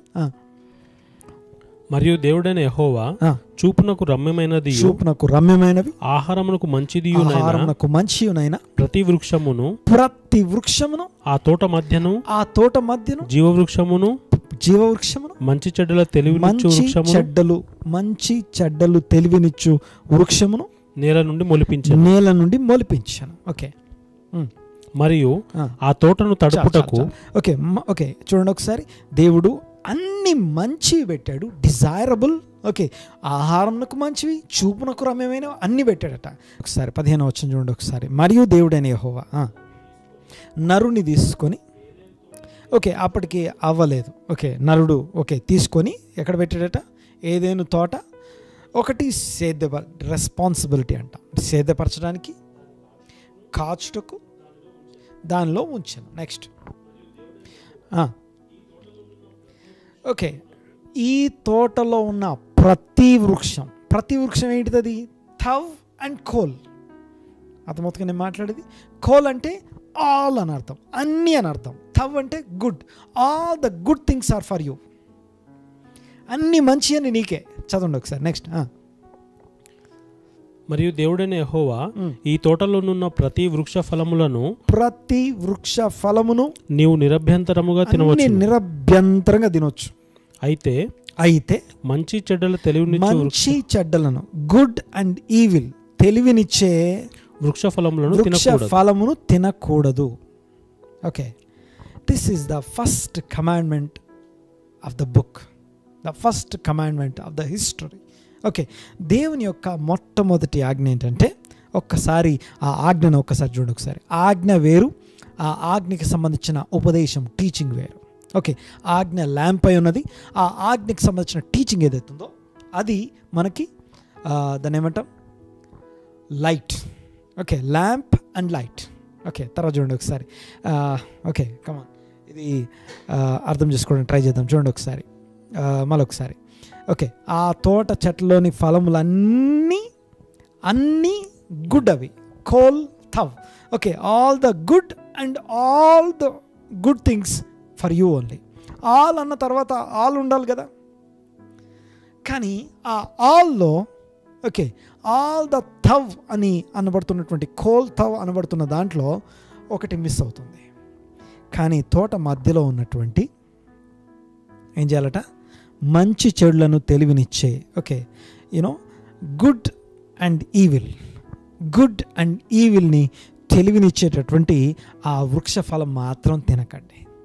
The first command, forbidden tree లేకపోతే ఫోర్బిడెన్ ఫ్రూట్ అని చెప్తాం. చూడండి ఒకసారి. సో ఈ కోల్ థవ్ అనే మాటని విన్నప్పుడు, ఓకే ఇప్పుడు 3వ అధ్యాయం 1వ వచనం దగ్గరికి వచ్చేసరికి ఆ యొక్క ఈవిల్ స్పీచ్ అనగా ఆ యొక్క సాతాను బోధ మనం చూస్తూ ఉన్నాం. ఆ యొక్క సర్పం యొక్క మాటలు మనం వింటున్నాం. ఓకే, ఆ సర్పం మాట్లాడక ముందే, ఓకే ఇక్కడ చూడండి ఒక్కసారి ఎందుకు అంటే, దేవుడు క్వశ్చన్ చేస్తున్నప్పుడు, పాపం జరిగిన తర్వాత దేవుడు ప్రశ్నిస్తున్నప్పుడు ఎక్స్ప్లెనేషన్ ఆదాముని అడిగాడు. ఒకటి, ఆదామా నువ్వు ఎందుకు తిన్నావు? నెంబర్ 2, అవ్వని అడిగాడు, నువ్వు ఎందుకు చేసావు? ఓకే, సర్పాన్ని అడగల. అర్థమవుతుందిగా నేను మాట్లాడేది. ఇక్కడ ప్రాబ్లం ఏంటంటే, okay understanding and soul and the spirit of God, okay జీవించు ప్రాణులు ఏలే వాళ్ళు అనబడుతున్నటువంటి వీళ్ళు రెస్పాన్సిబుల్ దానికి. ఓకే, పాముని దేవుడు లెక్క అడగడు. ఓకే, లెక్క అడిగేది ఆ సోల్ కలిగిన వాళ్ళు. ఈ సోల్ ఏంటిదంటే, ఓకే నరుని లోపల యెహోవా పెట్టిన దీపము అవర్ సోల్ అంటాడు, not the spirit. Our soul is the lamp. Okay, ఆ సోల్ అనేది దేవుని యొక్క వాక్యం చేత, దేవుని యొక్క ఆజ్ఞలకి లోబడాలి. కానీ ఓకే ఇక్కడ చూడండి ఒకసారి, ఆ ఆజ్ఞని అర్థం చేసుకున్నంతసేపు అది మనకి కఠినంగా కనపడుతుంది. అది ఓకే ఈ ఆజ్ఞ ఎందుకు ఉంది అనిపిస్తుంది, ఈ ఆజ్ఞ వల్ల ఉపయోగం ఏంటి అనిపిస్తుంది. కానీ ఆజ్ఞలన్నీ మన మేలు కొరకు ఉన్నాయి. మాట్లాడే అర్థం వస్తుంది కదా, జాగ్రత్తగా రండి ఒకసారి. ఆజ్ఞలు పవిత్రమైనవి, దేవుని యొక్క ఆజ్ఞలు పవిత్రమైనవి, దేవుని యొక్క ఆజ్ఞలు నిర్దోషమైనవి, దేవుని యొక్క ఆజ్ఞలు న్యాయమైనవి, దేవుని యొక్క ఆజ్ఞలు ఉత్తమమైనవి. దేవునికి స్తోత్రం. ఒక్కసారి నేను చెప్పే మాటలు అర్థం చేసుకొని ట్రై చేయండి ఒకసారి. ఓకే, ఏం జరుగుతుంది ఇక్కడ? ఓకే, ప్రాబ్లం ఏంటి, ఎందుకు ఆ యొక్క ఆజ్ఞ బ్రేక్ చేయబడింది అంటే, ద ఫస్ట్ థింగ్ ఏంటంటే, ఓకే ఇక్కడ అప్పుడెప్పుడో వాళ్ళ గురించి నేను మాట్లాడలేదు, ఇప్పుడు మన గురించి కూడా ఇందులో ఉంది. ఓకే, మీరు లోకమునకు వెరుగై ఉన్నారనే మాటని ఎట్లా అర్థం చేసుకోవాలనే దాని గురించి మాట్లాడుకుంటున్నాను. చూడండి ఒకసారి. అయితే ఆజ్ఞ ఉంది కానీ ఆజ్ఞకి సంబంధించిన ఉపదేశం లేదు. ఉపదేశం అంటే the purpose of the commandment and the heart of God. ఆ యొక్క ఆజ్ఞను పెట్టిన దేవుని యొక్క ఉద్దేశము, దేవుని యొక్క ఆలోచనలని మిస్ చేసినప్పుడు ఆ యొక్క ల్యాంప్ ఉంటుంది కానీ ల్యాంప్కి లైట్ ఉండదు. ల్యాంప్కి లైట్ లేదంటే ఓకే మనము జస్ట్ లెటర్ ఆఫ్ ద లాని పట్టుకొని మనం కరెక్ట్గా చేస్తున్నామా లేదా అన్న దగ్గర ఉంటాం. ఏదో ఒక రోజు మిస్ అయిపోతాం. లెటర్ ఆఫ్ ద లా అనేది ఎప్పుడు మనల్ని చంపుతుంది కానీ స్పిరిట్ ఆఫ్ ద లా మనల్ని జీవింపజేస్తుంది. అక్షరార్థమైనటువంటి ఆజ్ఞ మనల్ని చంపుతుంది కానీ ఓకే మనల్ని బ్రతకనివ్వదు. కానీ అదే ఆత్మ సంబంధమైనటువంటి ఆత్మానుసారమైనటువంటి ఆజ్ఞ, ఆత్మానుసారమైనటువంటి ఆ యొక్క ఆజ్ఞ మనల్ని జీవింపజేస్తుంది. అర్థమవుతుంది. The letter kills, the spirit gives life అంటాడు. ఓకే ఇందాక మాట్లాడుకున్నాం కదా, ఆజ్ఞ ఒక ల్యాంప్ స్టాండ్.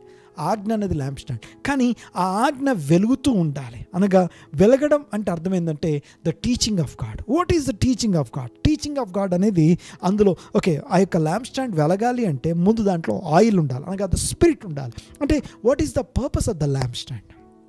దేవునికి స్తోత్రం కలుగునుగాక. అర్థం చేసుకోవడానికి ప్రయత్నం చేయండి. ఒకసారి ఆ అవ్వకి, లేకపోతే అప్పుడున్నటువంటి ఆ యొక్క ఆదం అవ్వల యొక్క వాళ్ళ స్టోరీని ఒక్కసారి అబ్జర్వ్ చేస్తే,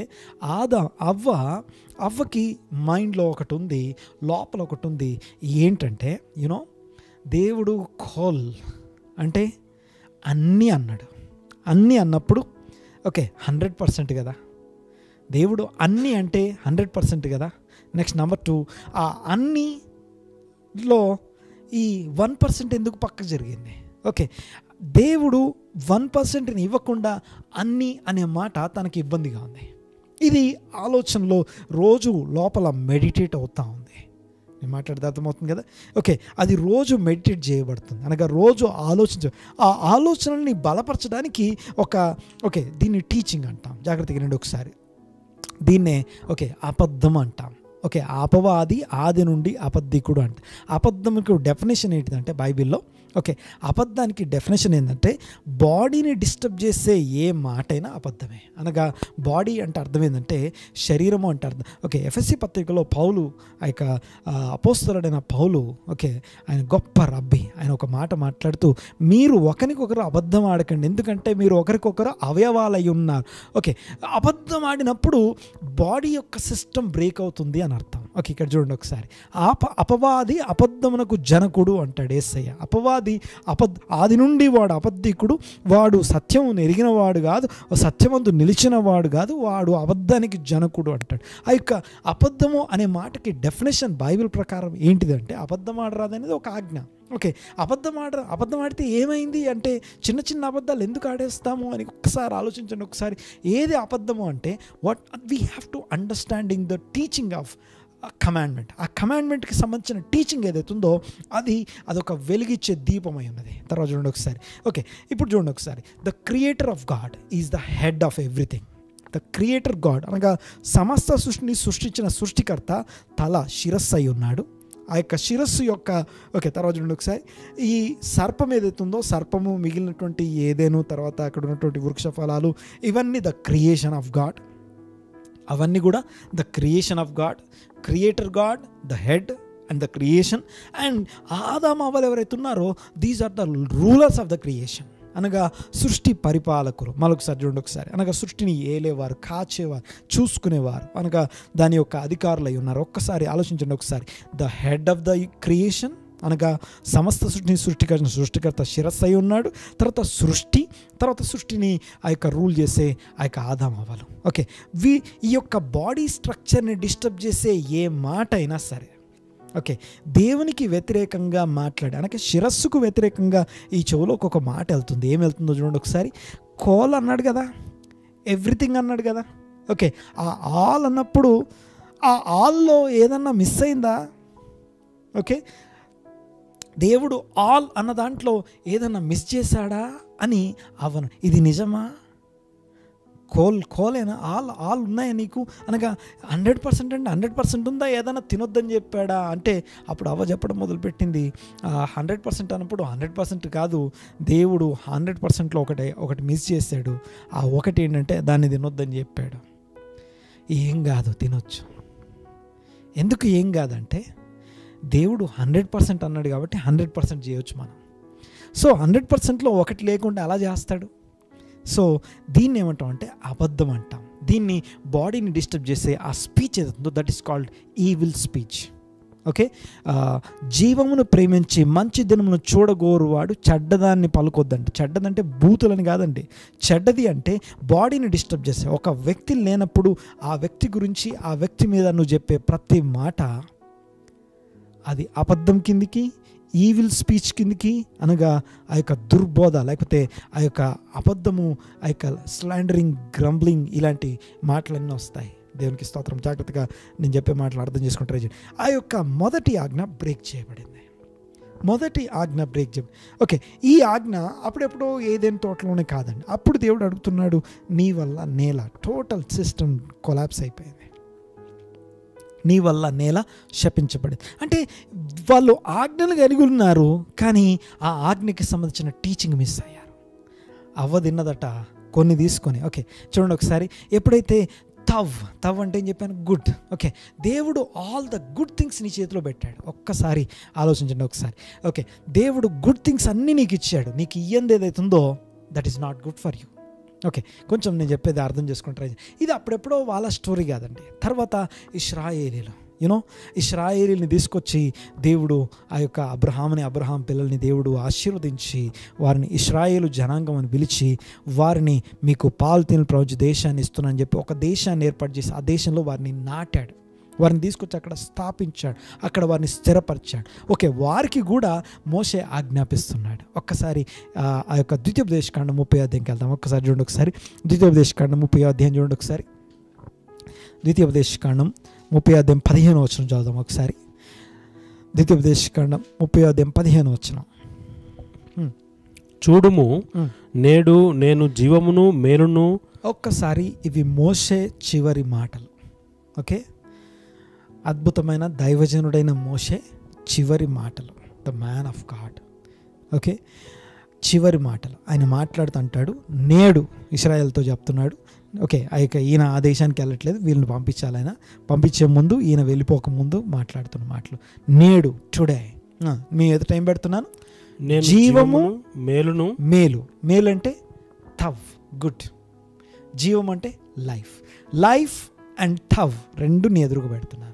ఓకే, జస్ట్ ఇమాజిన్, ఆదాము అవ్వలకి ఏం చెప్పబడిందో, ఇశ్రాయేల్ అనబడుతున్నటువంటి దేవుని ప్రజలని ఇశ్రాయేల్కి ఏం చెప్పబడుతుందో ఒక్కసారి అర్థం చేసుకోండి. సేమ్ థింగ్ ఈ రోజుకి మన దగ్గర కూడా అదే వస్తుంది. ఒకసారి చూడండి ఒకసారి. ఓకే, ఈరోజు నీ ఎదుట లైఫ్ అండ్ తవ్, జీవము, మేలు మరియు మరణమును కీడును. ఓకే, డెత్ అండ్ ఈవిల్ రెండు మీ ఎదురు. ఓకే, సేమ్ ఆదాము అవ్వల మధ్యలో ఆ యొక్క ఏదెన్లో పెట్టినట్టుగా.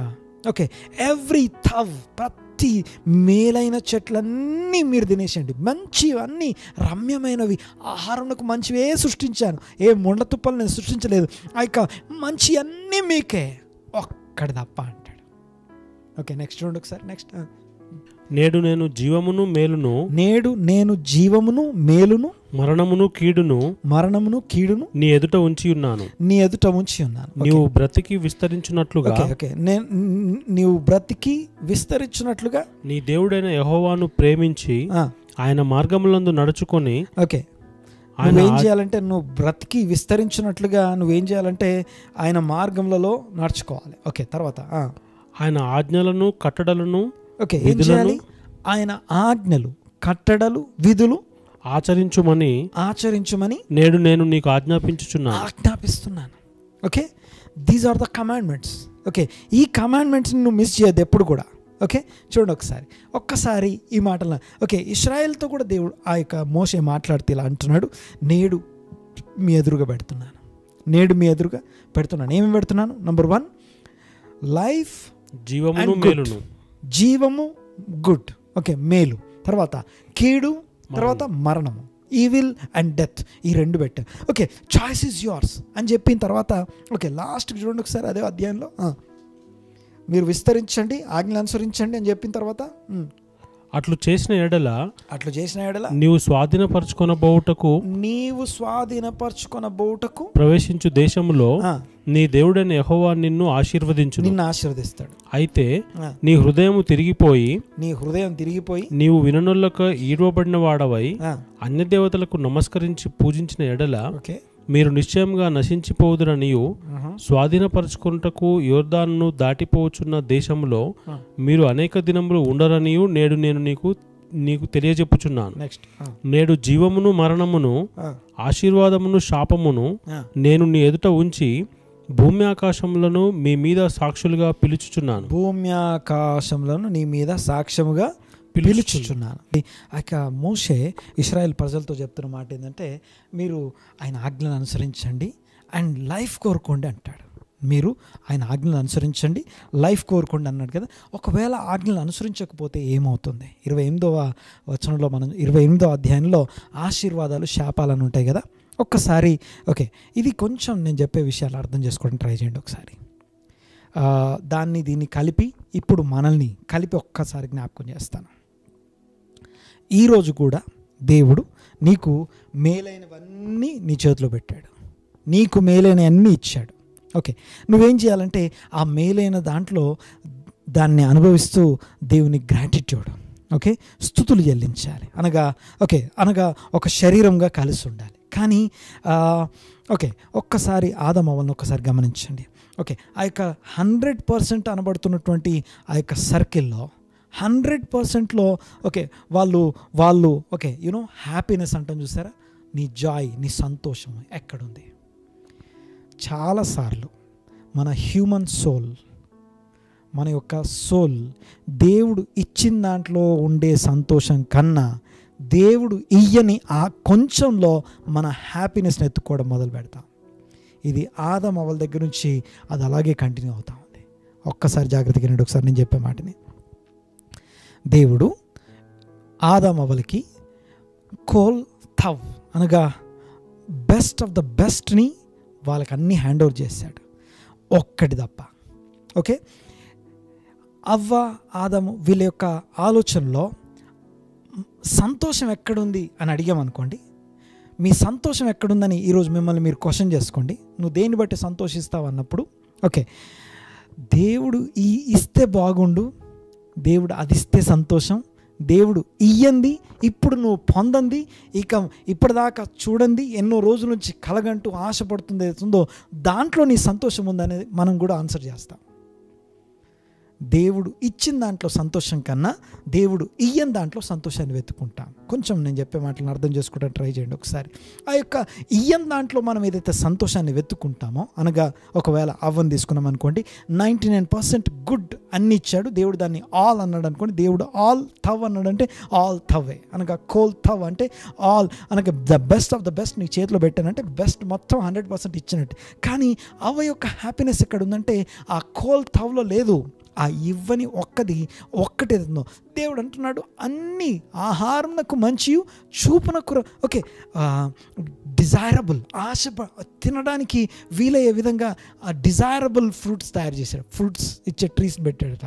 ఓకే, సో మంచి ఫ్రూట్స్, మంచి చెట్లు అన్నీ బాగున్నాయి, చూడగానే తినాలనిపించేలాగా ఉన్నాయట. కానీ అవన్నిటికంటే అవ్వకి మాత్రం ఇది మాత్రం చూపునకు మంచిదైనట్టుగాను ఆహారంలోకి ఇదొక్కటే యోగ్యమైనట్టుగా కనిపించిందట. నేను మాట్లాడితే అర్థమవుతుంది కదా, జాగ్రత్తగా వినండి ఒకసారి. Okay, where is your happiness? నీ సంతోషం ఎక్కడుంది? ఒక్కసారి ఆలోచించండి. నా సంతోషం ఎక్కడుందంటే దేవుడు నాకు ఇచ్చిన దాంట్లో ఉందా, దేవుడు నాకు ఇయ్యని దాంట్లో ఉందా? ఓకే, కానీ దేవుని యొక్క ఎక్స్పెక్టేషన్ ఏంటంటే, దేవుడు ఆ కమాండ్మెంట్ పెట్టిన ఉద్దేశం ఏంటంటే, ఓకే మనం ఆయన మాటని వింటామా లేదా? ఓకే, దేవుడు ఇచ్చిన దాంట్లో సంతోషపడతామా, దేవుడు ఇయ్యని దాన్ని పొందుకోవడానికి నువ్వు నాకు అక్కర్లేదని వెళ్ళిపోతామా? Just that is only the way. ఒక్కసారి నేను చెప్పే మాట అర్థం చేసుకోండి ఒకసారి. Praise the Lord. చూడండి ఒకసారి, ఇశ్రాయేలుకి అన్నీ ఇచ్చాడు, పాలు తేనెలు ప్రవహించు దేశం, అద్భుతమైన దేశం ఇచ్చాడు. ఓకే, ఆ దేశంను వారి బాహుబలంతో కాదట, దేవుడే వారికి ఇచ్చాడు. అయితే విషయం ఏంటంటే ఆ యొక్క దేశంలో మేలు పెట్టాడు, ఆశీర్వాదం పెట్టాడు. ఆ యొక్క దేవుడు ఇచ్చిన దాంట్లో ఏం చేయాలట అంటే, number 1 rejoice in the lord. దేవుడు కోరుకునేది, దేవుడు నీకు ఇచ్చిన దాంట్లో నువ్వు ఆయన యందు రిజాయిస్, ఆనందించడం నేర్చుకోవాలి. Rejoice in the Lord. Okay, not rejoice in what ever you don't have now. Okay, ఇప్పుడు నువ్వు కలిగి లేని వాటి యందు ఆనందిస్తున్నావా, దేవుడు ఇచ్చిన వాటి యందు ఆనందిస్తున్నావా? ఒక మాటలో చెప్పాలంటే వి గాట్ అబండెన్స్. దేవుని ఈరోజు మనం పొద్దున్నే లేచి ఊపిరి పీల్చుకోగలుగుతున్నామంటే ఆయన అందరికీ నీ జీవమును ఊపిరి దయచేసి దేవుడు ఈరోజు నాకు ఊపిరి ఇచ్చాడు, నేను ఈరోజు లేచాను, ఈరోజు సజీవుల లెక్కలో నేను ఉన్నాను. ఓకే, ఈరోజు నా గుండె కొట్టుకుంటూ నా బాడీలో నేను ఆరోగ్యం కలిగి ఉన్నానంటే దేవుని అందరికీ జీవము హార్ట్ బీట్ ఇచ్చేవాడు, నేను ఈరోజు హార్ట్ బీట్ కలిగి ఉన్నాను, దేవునికి మహిమ కలిగి ఉన్నాను. చూడండి ఒకసారి, ఆ యొక్క ఇచ్చిన దాన్ని బట్టి సంతోషిస్తూ ఇచ్చిన దేవుని యందు ఆనందించుట, rejoice in the Lord. Next number 2 the expectations. Okay, number 2 second expectation ఏంటంటే ద గ్రాటిట్యూడ్, అనగా కృతజ్ఞత చెల్లించడం. ద థర్డ్ థింగ్ ఏంటంటే షేర్ చేసుకోవడం. ఇతరులకు షేర్ చేసుకోవడం. ఒక్కసారి నేను మీకు కొన్ని వచనాలు జ్ఞాపకం చేస్తాను. ఈ ద్వితీయోపదేశకాండం 26:11 చూడండి ఒకసారి. Enjoy all of the goodness. ఆదమవుతో ఏం చెప్పాడు అదే మాటలు. 26:11 నీ దేవుడైన యెహోవా సన్నిధిని దాన్ని పెట్టి నీ దేవుడైన యెహోవా సన్నిధిని నమస్కారం చేసి నీకును నీ ఇంటి వారికి నీ దేవుడైన యెహోవా దయచేసిన మేలంతటి విషయంలో నీవును లేవీయులను నీ దేశంలో ఉన్న పరదేశులు సంతోషింపవాలను. ఒక్కసారి ఇది దేని గురించి తెలుసా? అక్కడ 26వ అధ్యాయం దేని గురించి మాట్లాడుతుంది తెలుసా? ఫస్ట్ ఫ్రూట్స్ గురించి మాట్లాడుతుంది. అనగా ఓకే, సో నీ దేశంలో ఫస్ట్ ఫ్రూట్ అనగా నువ్వు విత్తి పంట కోసిన తర్వాత ఆ మొదటి ఫ్రూట్ని దేవుని సన్నిధిలో తీసుకురావాలి, పెట్టేటప్పుడు ఓకే ఆ యొక్క గంపను తీసుకురావాలి. గంపను తీసుకొచ్చినప్పుడు నేను దేవుడు నాకు ఇచ్చిన దాంట్లో నేను తెచ్చానయ్యా అని చెప్పి ఇట్లా గంప చాపాలి. ఓకే చూడండి ఒకసారి. ఆ గంప చాపేటప్పుడు లేవీయులకి ఇచ్చేటప్పుడు, ఆ యాజకుడికి కానీ ఆ లేవీయుడికి కానీ ఇచ్చేటప్పుడు నేను ఇస్తే నువ్వు బ్రతుకుతున్నావు అనే విధంగా కాదట. అర్థమవుతుందనే మాట్లాడేది. నేను ఇస్తే నువ్వు బ్రతుకుతున్నావు కాదు, ఇదిగో దేవుడు నాకు ఇచ్చిన దాంట్లో సమృద్ధినిచ్చాడు, సంతోషిస్తున్నాను, కమాన్ నేను నీతో షేర్ చేసుకుందాం. ఓకే ఇక్కడ తెచ్చిపెడు. అప్పుడు ఆ లేవీయుడు దాన్ని తీసుకుంటాడు. లేవీయుడు దాన్ని తీసుకొని పక్కన బలిపీఠం దగ్గర పెట్టినప్పుడు నువ్వు కొన్ని మాటలు చెప్పాలి. అక్కడంతా రాస్తుంది, తర్వాత చదవండి ఒకసారి. అక్కడ ఏముందంటే నా తండ్రి నశించుచున్నటువంటి అరామీ దేశస్థుడు అంటాడు. యాక్చువల్గా పాయింట్ ఏంటంటే అక్కడ యాకోబు గురించి మాట్లాడుతున్నాడు. యాకోబు అనబడుతున్న మా తండ్రి ఆ యొక్క అరామీయుడు సిరియన్ అయినటువంటి లాబాన్ దగ్గరికి వచ్చాడు. ఆ లాబాన్ దగ్గర ఒకే ఒట్టి కర్ర చేతో పట్టుకొని వచ్చాడు. అనగా తనకంటూ ఒక ఇల్లు లేదు, తనకంటూ ఏమీ లేని టైంలో మా తండ్రి అయిన ఇశ్రాయేలు, మా తండ్రి అయినటువంటి యాకోబు ఎవరుతున్నారు ఆయనని ఓకే ఫ్యూజిటివ్, ఓకే నశించుచున్న అన్న దగ్గర ఫ్యూజిటివ్ అనగా పారిపోయిన వాడు అని అర్థం. అనగా ఆ యొక్క ఇంట్లో ఏమంటారు మోసం చేసి పారిపోయినటువంటి వాడుగా పారిపోయి ఆ యొక్క లాబాన్ దగ్గర అరామీయుడు లేకపోతే సిరియన్ అయినటువంటి ఆ లాబాన్ దగ్గర ఉండి ఆ లాబాన్ దగ్గర ఒక బానిసగా బ్రతికి ఉన్నటువంటి ఆయన్ని ఒక దేశం ఇచ్చావు, ఆ తరతరాలుగా మేము ఇప్పుడు వచ్చాము, నువ్వు మాకిచ్చినటువంటి ఈ పాలుతెనపరించి దేశంలో మొదటి పంట కోసం మొదటి ప్రథమ ఫలాన్ని నీ సన్నిధికి తెచ్చాను, నువ్వు మాకిచ్చిన దాంట్లో మేము ఆనందిస్తూ సంతోషిస్తూ మీ దగ్గర పెట్టాం. అందులో 26:11 వచ్చేసరికి ఇదంతా కూడా ఏమంటారంటే డిక్లరేషన్ ఆఫ్ ఫస్ట్ ఫ్రూట్. అనగా నా ఫస్ట్ ఫ్రూట్ నేను ఎందుకు ఇస్తున్నానంటే ఒక్కసారి చూడండి ఒకసారి. I'm enjoy. ఓకే ఒక్కసారి చదవండి ఒకసారి. 11 ప్లీజ్. నీ దేవుడైన యెహోవా సన్నిధిని దాన్ని పెట్టి నీ దేవుడైన యెహోవా సన్నిధిని నమస్కారం చేసి నీకును నీ ఇంటి వారికి నీ దేవుడైన యెహోవా దయచేసిన మేలంతటి విషయం గుడ్ తవ్ అంటే మంచి చేశాడు కాబట్టి ప్రథమ ఫలము దశమ భాగం దేవునికి ఇస్తున్నా. జాగ్రత్తగా వినండి ఒకసారి. దేవునికి మనం ఇచ్చే ఫలం అక్కర్లేదు, ఆయన తినడు. ఓకే ఇంకోటి దేవుడికి మనం దశమ భాగం ఇస్తున్నాం అంటే జాగ్రత్తగా వినండి ఒకసారి. దశమ భాగాలు దేవుడు తీసుకొని దేవుడు తన మినిస్ట్రీ నడిపించాల్సిన అవసరం ఆయనకి లేదు. అక్కడ ఆయన ఆ దేవదూతలకి శాలరీస్ ఇవ్వడం అలాంటి అవసరం ఆయనకి లేదు. మన దశమ భాగాలతో దేవుడు బ్రతకట్లేదు. కానీ ఈ దశమ భాగం ఎందుకు అంటే ఓకే ఎవరు దశమ భాగం ఇస్తారు తెలుసా? దశమ భాగం ఎవరు ఇస్తారు? ఎవరు ఫస్ట్ ఫ్రూట్ ఇస్తారు? ఎవరు ఆఫరింగ్ ఇస్తారు? ఎవరు ఇస్తారంటే నువ్వు దేవుడిచ్చినటువంటి సర్వసమృద్ధిని అనుభవిస్తున్నప్పుడు ఆ సమృద్ధిలో నుంచి ఆ మేలైన దాన్ని కొంత తీసుకొచ్చి ఓకే నేను సమృద్ధి కలిగి ఉన్నాను, నేను సర్వసమృద్ధి కలిగి ఉన్నాను, ఇదిగో లేవీలారా ఐఎమ్ షేరింగ్, ఓకే ఇదిగో నా దశమ భాగం నా దేవునికి ఇస్తున్నాను, ఆయన ఇచ్చాడు కాబట్టి నేను ఇస్తున్నాను. ఓకే ఎప్పుడు ఇది ఓకే ఇప్పుడు బాగున్నాడు ఒకసారి. దేవుడు నాకేమి ఇచ్చాడు అనుకునే వాళ్ళు ఇవ్వలేరు. ఓకే దేవుడు నాకేమి ఇవ్వలేదు, ఓకే ఆ 99% కాదు కానీ ఆ 1%లో నా సంతోషం ఉంది, ఆ 1%లో దేవుడు నాకు ఏమి ఇచ్చాడు, నాకు దేవుడు ఎప్పుడు ఇచ్చాడు అని సనుగుతూ గొనుగుతూ ఉండేవాళ్ళు వీళ్ళు ఎవరికి షేర్ చేయలేరు. ఓకే లేవీల సంగతి తర్వాత. ఓకే సో పరదేశులకి లేకపోతే బీద వాళ్ళకి కూడా షేర్ చేయలేము మనము. దేవునికి స్తోత్రం. గమనించండి ఒకసారి ఆ యొక్క ద్వితీయోపదేశకాండం 26:11 గాడ్ హ్యాస్ గివెన్ యూ నీకు నీ ఇంటి వారికి ఆయన ఇచ్చిన సమృద్ధిలో ఇదిగో నేను తెచ్చానని చెప్పాలి. ఓకే అంటే నేను ఆనందిస్తున్నాను, నా ఇంటి వారితో నేను ఆనందిస్తూ ఇదిగో నా లేవీలారా ఇదిగో మా దేశంలో ఉన్నటువంటి ఇంకా పరదేశులు అన్యుల ఓకే ఎవరికైతే లేదో వారికి ఇస్తాం. లేని వాళ్ళకి మనం ఎప్పుడు ఇవ్వగలం అంటే ఓకే కూర్చొని ఆలోచిస్తూ ఏదైనా చారిటీ కానీ ఏదైనా చేద్దామని అనుకున్నప్పుడు ఏమనిపిస్తుంది అంటే ఇవన్నీ మనకు కాదు, ఏ బిల్గేట్సో ఏ బిలియనీర్లో వాళ్ళు చేస్తారు, ఇవన్నీ మనకు కాదు ఇవి అనుకుంటాం. కొంచెం నేను చెప్పే మాటలు జాగ్రత్తగా వినండి ఒకసారి. If you believe that you are equipped with everything. Adam అవ్వలు 99%, ఓకే వాళ్ళ భాషలో అది 99%, బట్ దేవుని భాషలో అది కాల్, ఎవ్రీథింగ్ అని అర్థం. ఓకే, తర్వాత ఇశ్రాయేలు సర్వ సమృద్ధి వాళ్ళకి ఇచ్చాడు. కానీ ఆ సర్వ సమృద్ధి అనుకోకుండా వాళ్ళు సనిగిన ప్రతిసారి ఎవరికి లాస్ తెలుసా? వాళ్ళే నష్టపోతారు. The same thing is now. ఇప్పుడు కూడా మనం అదే అనుభవిస్తున్నాం, అదే విషయంలో మనం ఉన్నాం. అయితే ఆజ్ఞ తెలుసు, ఆ ఆజ్ఞ అనేది అనుసరించడం అనేది అతి ప్రాముఖ్యమైనది. ఆ ఆజ్ఞను అనుసరించేటప్పుడు దేవుడు నాకేమి ఇచ్చాడు అని చూసుకోవడం. ఓకే, చూడండి ఒకసారి, ఇచ్చిన వాటిలో సంతోషపడుతూ, ఓకే చూడండి ఒకసారి, ఎవరైతే సంతోషపడుతున్నారో వాళ్ళు తిరిగి ఇస్తున్నారు. దేవునికి స్తోత్రం కలుగును గాక. మా మినిస్ట్రీ నుంచి సపోర్ట్ చేసేవాళ్ళం, ఇతరులకి బయటికి చారిటీ కింద లేకపోతే బయటికి పంపించేవాళ్ళం. కానీ యూనో ఎప్పుడైతే ఈ లాక్డౌన్ వచ్చిందో రాబోయే కష్టకాలంలో మనం ఉండలేమని చెప్పేసి చేయడం ఆపేశాం. ఒకరోజు నా వాక్యం ధ్యానం చేస్తూ కూర్చున్నప్పుడు సంథింగ్, ఒక రెవల్యూషన్ని నేను చూస్తూ ఉన్నాను. ఏంటో తెలుసా? అప్పుడు ఉంది కాబట్టి ఇచ్చాము, ఇప్పుడు లేదు కాబట్టి ఇవ్వట్లేదు అని నాకు అనిపించింది. కానీ అసలు విషయం ఏంటంటే, అప్పుడు ఇచ్చాం కాబట్టి ఉంది, ఇప్పుడు ఇవ్వలేదు కాబట్టి లేదు. చాలామంది మినిస్ట్రీస్ని మధ్య చూస్తున్నప్పుడు చాలామంది ఒక మాట చెప్తూ ఉండడం నేను వింటున్నాను. మా యొక్క చర్చ్ యొక్క ఆదాయము 1/4 పడిపోయిందండి. ఓకే, ఈ లాక్డౌన్ సీజన్లో చర్చ్ ఆదాయం పడిపోయిందని. బట్ దేవునికి స్తోత్రం. ఓకే, బట్ దేవుడు నీకు ఎంతైతే నీ చేతిలో పెట్టాడో దట్ ఈస్ కోల్ థవ్, అనగా ఆల్ అండ్ గుడ్ నీ చేతిలో పెట్టాడు. ఇప్పుడున్నటువంటి జనరేషన్లో, ఇప్పుడున్నటువంటి తరంలో, ఇప్పుడున్న పరిస్థితుల్లో దేవుడు మేలైందే నీ చేతిలో పెట్టాడు. ఆ మేలైందాన్ని తీసుకొని దేవుని అంత ఆనందించాలి. ఆదాము అవ్వలు ఆ ఆజ్ఞని మిస్ అయ్యారు. నేను మాట్లాడితే అర్థమవుతుంది కదా. ఓకే, మీరు లోకమునకు వెలుగై ఉన్నారు అనేది అర్థం చేసుకోవాలంటే జస్ట్ ఒక్క ఆజ్ఞని అక్కడి నుంచి తీసుకొచ్చి ఇక్కడ దాకా తీసుకొచ్చి మాట్లాడుకుంటున్నాను. ఓకే, ఆదాము అవ్వలు మిస్ అయిన ఆజ్ఞ ఇశ్రాయేలు కూడా మిస్ అయ్యారు.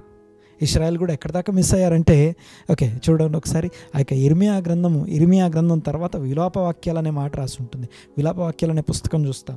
ఆ విలాప వాక్యాలు ఏదైతే ఉందో, ఆ విలాప వాక్యాలు అనే మాట ఏదైతే ఉందో మీరు చూస్తే లెట్స్ సే హీబ్రూ భాషలో ఎక్కా అనే పదం చూస్తాం. ఎక్కా అనే మాటకి అర్థం ఏంటంటే విలాప. Okay, how it could be, ఇలా ఎలా జరిగింది అంటే వేర్ ఆర్ యూ అని అర్థం. ఓకే, ఈ మాట ఎక్కా అనే మాట బైబిల్లో ఆదాము అవ్వల్ని చూసి, అనగా దేవుడు ఆ మొట్టమొదట ఓకే ఆ యొక్క చాలపూట వెతుక్కుంటూ వచ్చి ఆదాము కనపడకపోతే ఆదామా నీవెక్కడా నుంచి అక్కడ కూడా ఎయికా అనే మాట మనం చూస్తాం. ఓకే, దానికి సంబంధం ఏంటంటే, ఆదాము అవ్వలు ఎలాగైతే ఆ ఏదెన్ తోటలో పెట్టబడ్డారో, ఆదామా I gave you a position, నీకు ఒక స్థాయి ఇచ్చాను, నేను నీకు స్థానం ఇచ్చాను, అక్కడ ఉండాల్సిన వాడు అక్కడ లేకుండా ఎక్కడికి పోయావు, వేర్ ఆర్ యూ అని అడుగుతున్నాడు. వేర్ ఆర్ యూ అంటే నువ్వు కనపడక కాదు, నేను పెట్టిన పొజిషన్లో నువ్వు లేవేంటి అని అర్థం. లెట్స్ సే ఒక మాట చెప్తాను చూడండి ఒకసారి, మీరు ఒక వ్యక్తిని పలానా చోటికి రమ్మని చెప్పారు, నువ్వు ఇక్కడే ఉంటే నేను మళ్ళీ వస్తానన్నారు, మీరు మళ్ళీ వచ్చారు, ఆ వ్యక్తి అక్కడ లేడనుకోండి, అప్పుడు ఆ పదం వాడతాం, ఆదామా నువ్వెక్కడ, ఇక్కడ ఉండమని చెప్పాను కదా, ఇక్కడ ఉంటావు అనుకున్నాను కదా, ఇక్కడే ఉండమని క్లియర్గా చెప్పాను కదా, నువ్వు ఎక్కడికి వెళ్ళావు, ఆదామా నువ్వెక్కడ. అదే మాట ఇశ్రాయేల్తో విలాప వాక్యం చెప్తూ, అనగా ఇర్మియా ఆ యొక్క భవిష్యత్తును గురించి ఆలోచిస్తూ మిమ్మల్ని తీసుకొచ్చి ఇక్కడ స్థాపించాడు కదా, ఓ ఇశ్రాయేలారా మీరు ఎక్కడికి పోయారు, మీరు ఎక్కడ పడిపోయారు మీరు అని చెప్పి ఆ నెబుకద్నెజరు ఆ యొక్క దేశం నాశనం కాకముందే ఆ విలాప వాక్యాలు మనం చూస్తున్నాం. ఒక్కసారి ఆ యొక్క ఆజ్ఞను అనుసరించకపోవడం వల్ల వచ్చినటువంటి శాపాలని ఒకసారి ద్వితీయోపదేశకాండలో 2 వచనం చదువుకుందాం చూడండి ఒకసారి. ద్వితీయోపదేశకాండ 28:47 28:47 చూడండి ఒకసారి. నీకు సర్వసమృద్ధి కలిగి ఉండి, ఎప్పుడిది సర్వసమృద్ధి కలిగి ఉండి నీవు సంతోషంతోనూ, అది శాపము. 28వ అధ్యాయంలో మొదటి 14 వచనాల ఆశీర్వాదాలు, తర్వాత నుంచి శాపాలు ఉన్నాయి కదా, 15వ వచనం శాపం. ఆ శాపాల్లో ఒక శాపాన్ని ఒకసారి అబ్జర్వ్ చేయండి ఒకసారి. నీకు సర్వ సమృద్ధి కలిగి ఉండి నీవు సంతోషంతోనూ, ఒకటి సంతోషంతోనూ, హృదయానందంతోనూ నీ దేవుడైన యెహోవాకు నీవు దాసుడవు కాలేదు, నువ్వు సబ్మిట్ చేసుకోలేదు. ఓకే, ఆజ్ఞ అనుసరించడం అంటే సబ్మిషన్, మనల్ని మనం సబ్మిట్ చేసుకోవడం. I'm your slave, you are my master అని చెప్పి సబ్మిట్ చేసుకోవడం. చూడండి ఒకసారి ఆ 28:47 నీకు సమృద్ధి కలిగినప్పుడు నీవు హృదయంలో సంతోషించి ఆనందించి సబ్మిట్ చేసుకోలేదు కాబట్టి గనుక ఆకలి దప్పులతోనూ, ఇప్పుడు ఏమైపోయింది తెలుసా, ఆకలి దప్పులతోనూ, వస్త్రహీనతతోనూ, అన్ని లోపములతో, అన్ని లోపములతోనూ యెహోవా నీ మీదికి రప్పించు, నీ శత్రువులకి దాసుడవగు. ఓకే, దేవునికి నువ్వు అన్ని ఉన్నప్పుడు దాసుని కాలేదు కాబట్టి నీ శత్రువులు రప్పిస్తాడు, ఆడికి దాసులు అయిపోండి ఇప్పుడు. ఓకే, అది శాపం. అది 28వ అధ్యాయం 54వ వచనం. మీలో బహు మృదువైన స్వభావమును అతి సుకుమారమును గల మనుష్యుని కన్ను తన సహోదరుని ఎడలను తన కౌగిటి భార్య ఎడలను తాను చంపక విడుచు తన కడమ పిల్లల ఎడలను చెడ్డదైనందున పిల్లల్ని కూడా చంపుకొని తింటమాట. తర్వాత అతడు తాను తిను తన పిల్లల మాంసంలో కొంచెమైనను వారిలో ఎవనికి పెట్టడు. ఏది భార్యకి సహోదరులకు కూడా పెట్టకుండా పిల్లల మాంసాన్ని తిని. ఏలైనగా మీ శత్రువులు మీ గ్రామములు అన్నిటి యందు మిమ్మును ఇరుకుపరచుట వలనను ముట్టడి వేయుట వలనను వానికి మిగిలినది ఏమీ ఉండదు. కోల్ థవ్ అనే ప్లేస్ నుంచి ఆల్ గుడ్ థింగ్స్ అనే ప్లేస్ నుంచి నథింగ్ అనే ప్లేస్కి వెళ్ళిపోయారు. ఆదమవుల పరిస్థితి ఏదైతుందో, ఇశ్రాయేళ్ల పరిస్థితి ఏదైతుందో, పాస్టర్ గారు ఇవన్నీ మాకెందుకు చెప్తున్నారు? ఓకే, ఇప్పుడు మన పరిస్థితి చూద్దాం. కొరింథీ పత్రిక 2వ కొరింథీ పత్రిక 9వ అధ్యాయం 6వ వచనం చూడండి ఒకసారి. 2వ కొరింథీ పత్రిక 9వ అధ్యాయం 6వ వచనం. కొంచెముగా విత్తువాడు కొంచెముగా పంట కోయును, కొంచెముగా విత్తువాడు కొంచెం కోస్తాడు, సమృద్ధిగా విత్తువాడు సమృద్ధిగా పంట కోస్తాడు అని ఈ విషయమై చెప్పవచ్చు.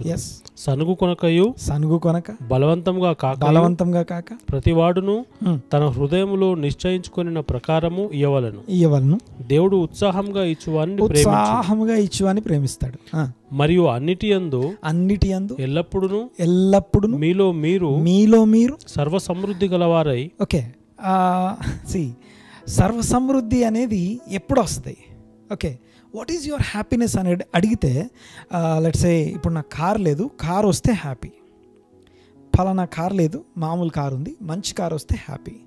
ఇప్పుడు నాకు ఇల్లు లేదు, ఒక ఇల్లు వస్తే హ్యాపీ. ఒక సొంత ఇల్లు అనుకుంటే సొంత ఇల్లు తెచ్చుకుంటే, లేకపోతే ఇంకా మంచి ఇల్లు తెచ్చుకుంటే మంచి ఇల్లులోకి వెళ్తే అప్పుడు హ్యాపీ. ఈ వస్తువు లేదు, ఈ వస్తువు వస్తే నాకు హ్యాపీ. సో నీ హ్యాపీనెస్ ఎక్కడుందంటే దేవుడు ఇచ్చిన దగ్గర హ్యాపీ లేదు. కానీ బైబిల్ ఏమంటుంది తెలుసా? Rejoice in the lord. Again I said rejoice in the lord. నేను మళ్ళా చెప్తున్నాను, ప్రభువు నందు ఆనందించుడి. ప్రభువు నీకు ఇచ్చిన అంత మంచి మేలైన దాంట్లో ఆనందించడి. అందుకని ఆ యొక్క 2వ కొరింథీ పత్రిక 8వ అధ్యాయం 9వ వచనం, 9వ అధ్యాయం 8వ వచనం చూడండి ఒకసారి. 9వ అధ్యాయం 8వ వచనంలో మీలో మీరు. ఓకే, ఎన్నిసార్లు ఆల్ ఆల్ ఆల్ అనుందో, కోల్ అనే ఆల్ అనే మాట ఎన్నిసార్లు చూడండి ఒకసారి. మరియు అన్నిటి యందు ఎల్లప్పుడు every. Okay, in all times. మీలో మీరు సర్వ సమృద్ధి గలవారై. ఫుల్ నా లోపల అంతా సర్వ సమృద్ధి, ఇన్ ఎవ్రీథింగ్ సర్వ సమృద్ధి గలవారై ఉత్తమమైన ప్రతి కార్యము చేయుటకు, best of the best things చేయడానికి దేవుడు మీ ఎడల సమస్త విధములైన కృపను విస్తరింపజేయగలడు.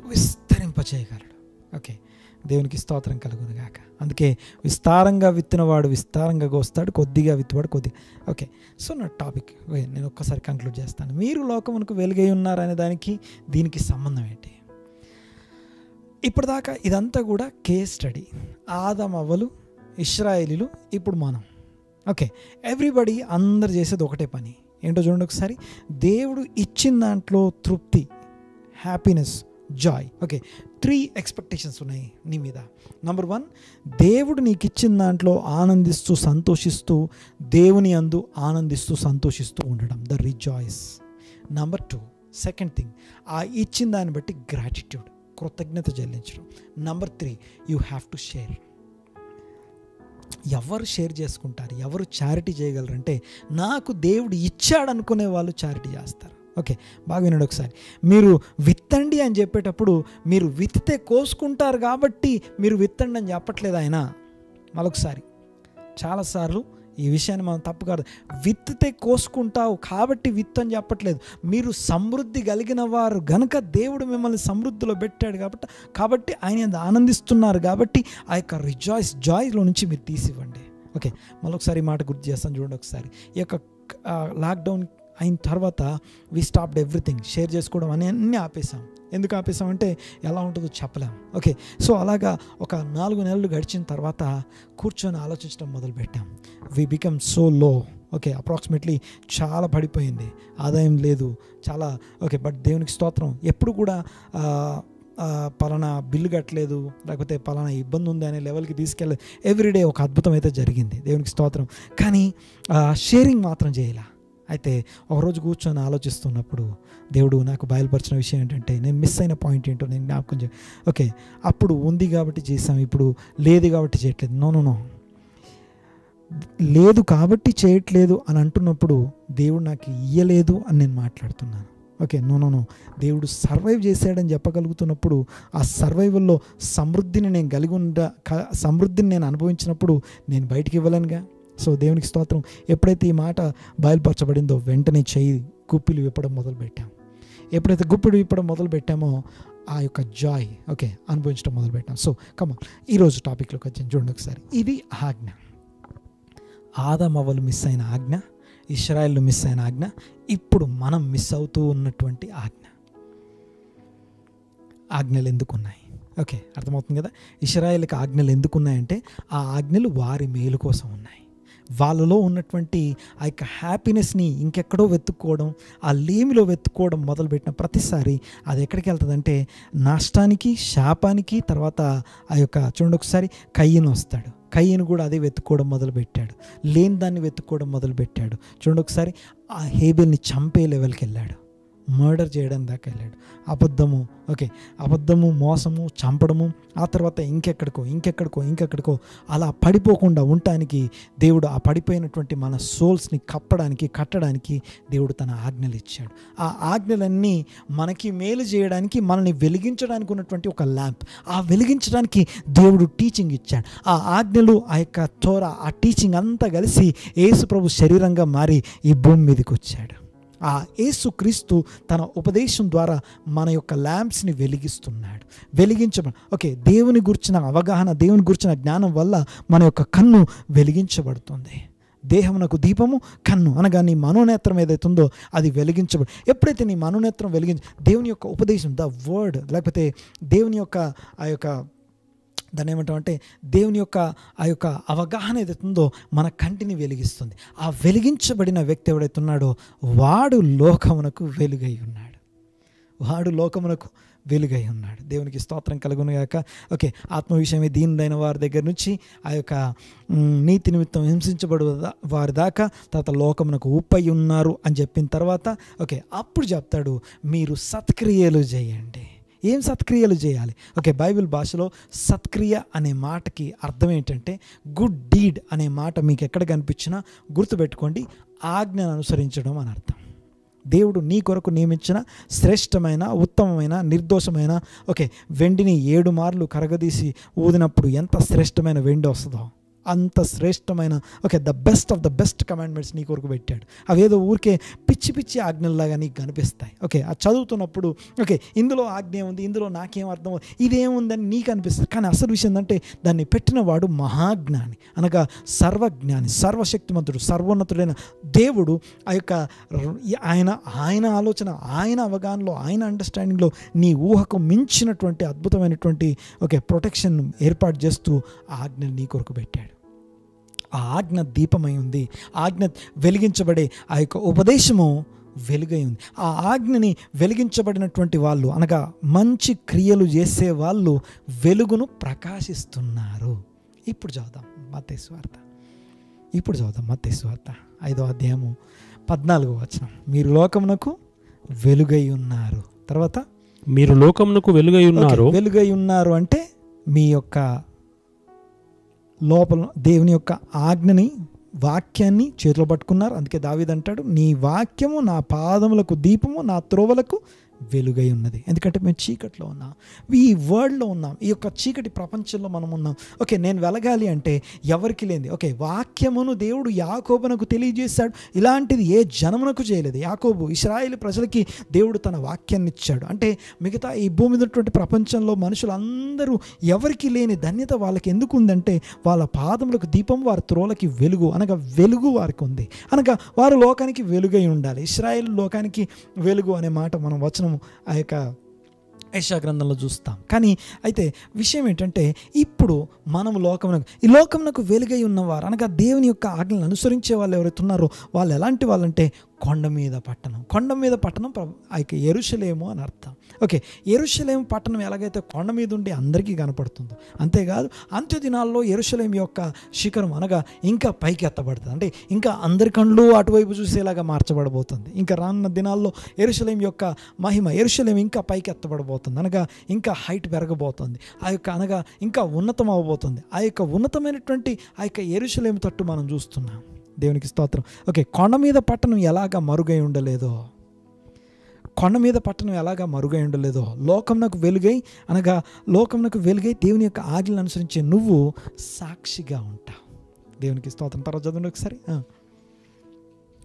కొండ మీద నుండి పట్టణము మరుగై ఉండనేరదు. ఎస్, మనుష్యులు దీపము వెలిగించి కొంచెం క్రింద పెట్టరు, కానీ అది ఇంట నుండి వారందరికీ వెలిగించుటకై వెలుగు ఇవ్వడం కోసం దీపస్తంభం మీదనే పెట్టుదురు. ఓకే, దేవునికి స్తోత్రం. దీపస్తంభం మీద పెడతాం. నెక్స్ట్, మనుష్యులు మీ సత్క్రియలను చూచి, మనుషులు మీ గుడ్ డీడ్స్ అంటే మీ ఆజ్ఞలు అనుసరించడం చూసి పరలోకమందున్న మీ తండ్రిని, దేవుడు మనకిచ్చిన ఆజ్ఞలే గుడ్ కదా, దేవుడు మనకిచ్చినటువంటి కట్టడలే గుడ్ కదా, ఆ గుడ్ డీడ్స్ చూసి పరలోకమందున్న మీ తండ్రిని మహిమపరచునట్లు, వేరే వాళ్ళు చూసి మిమ్మల్ని మహిమపరచునట్లు వారి ఎదుట, వేరే వాళ్ళు మిమ్మల్ని చూసి దేవుని మహిమపరచునట్లు వారి ఎదుట మీ వెలుగు ప్రకాశింపనీయుడి. ఓకే, నువ్వు ఆజ్ఞను అనుసరించడం వెలుగు ప్రకాశింపచేయడం. చిన్న ఉదాహరణ ఏంటంటే, నైట్ పూట డ్రైవ్ చేస్తూ వెళ్తుంటా, సిటీలో డ్రైవ్ చేస్తూ వెళ్తున్నప్పుడు సిగ్నల్ పడుద్ది, ఎవరు లేరు కదా, రాత్రే కదా, ఎటుపక్క ఎవరు లేరు, సో వెళ్ళిపోతాం. కానీ ఒక్కసారి ఆగి, ఆ సిగ్నల్ పడింది నేను ఆగడానికి కదా అని చెప్పి నువ్వు ఆగేవనుకో, యాక్చువల్గా ఓకే వెళ్ళక ముందు ఎలా ఉంటుందంటే అందరూ వెళ్ళిపోతున్నారు కదా, మనం కూడా వెళ్ళిపోదాం అనిపిస్తుంది. కానీ సిగ్నల్ పడ్డప్పుడు నేను ఆగాలి కదా నీకు అనిపించి ఒక్కసారి మనం ఆగామనుకోండి, జాగ్రత్తగా వినండి ఒకసారి, నువ్వు ఆగిన తర్వాత నిన్ను బట్టి నీ పక్కన ఇంకొక 10 మంది ఆగకపోతే చూడండి, నేను మాట్లాడేది అర్థమవుతుంది కదా. నేను ఆగితే నా పక్కన ఇంక 2-3 ఆగుతారు, అందరితో పాటు నేను వెళ్తే అందరూ వెళ్ళిపోతారు. దేవునికి స్తోత్రం. అలాగే దేవుని యొక్క ఆజ్ఞలు అనుసరించడం ఏదైతుందో, ఆయన ఆజ్ఞ దీపమై ఉన్నది, ఆ ఆజ్ఞకి సంబంధించిన టీచింగ్ ఏదైతుందో అది వెలుగై ఉన్నది. ఫైనల్ కంక్లూజన్గా ఒక మాట చెప్పేసి నేను క్లోజ్ చేస్తాను. చూడండి ఒకసారి. అయితే చాలామందికి ఈ వెలుగు కంఫర్టబుల్గా ఉండదు, వెలుగు కంఫర్టబుల్గా ఉండదు.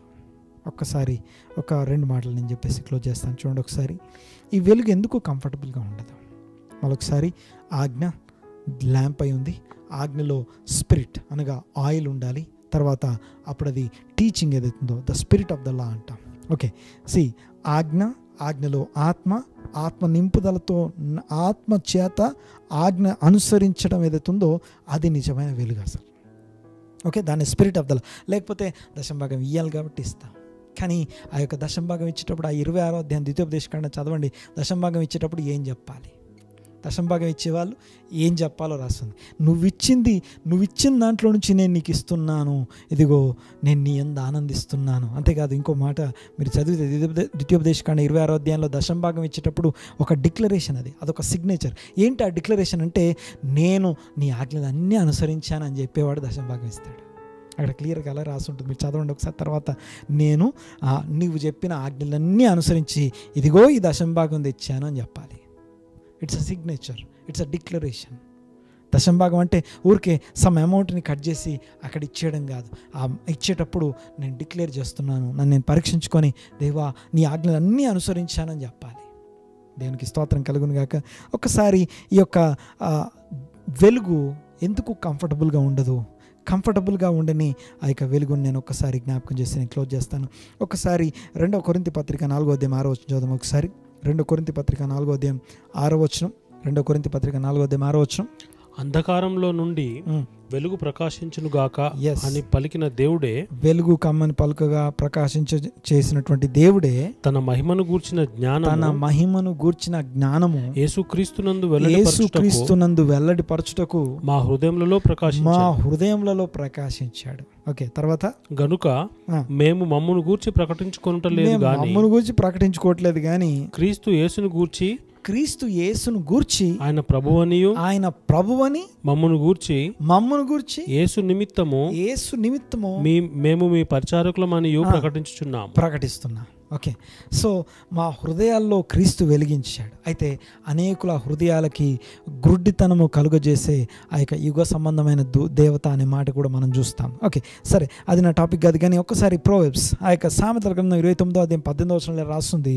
సామెతల గ్రంథం 29వ అధ్యాయం 18వ వచనంలో మనం చూస్తే వితౌట్ క్లియర్ ఇన్సైట్ 29 దేవోక్తి అంటే the teaching of the lord, అంటే ల్యాంప్ ఆజ్ఞ ఉంది.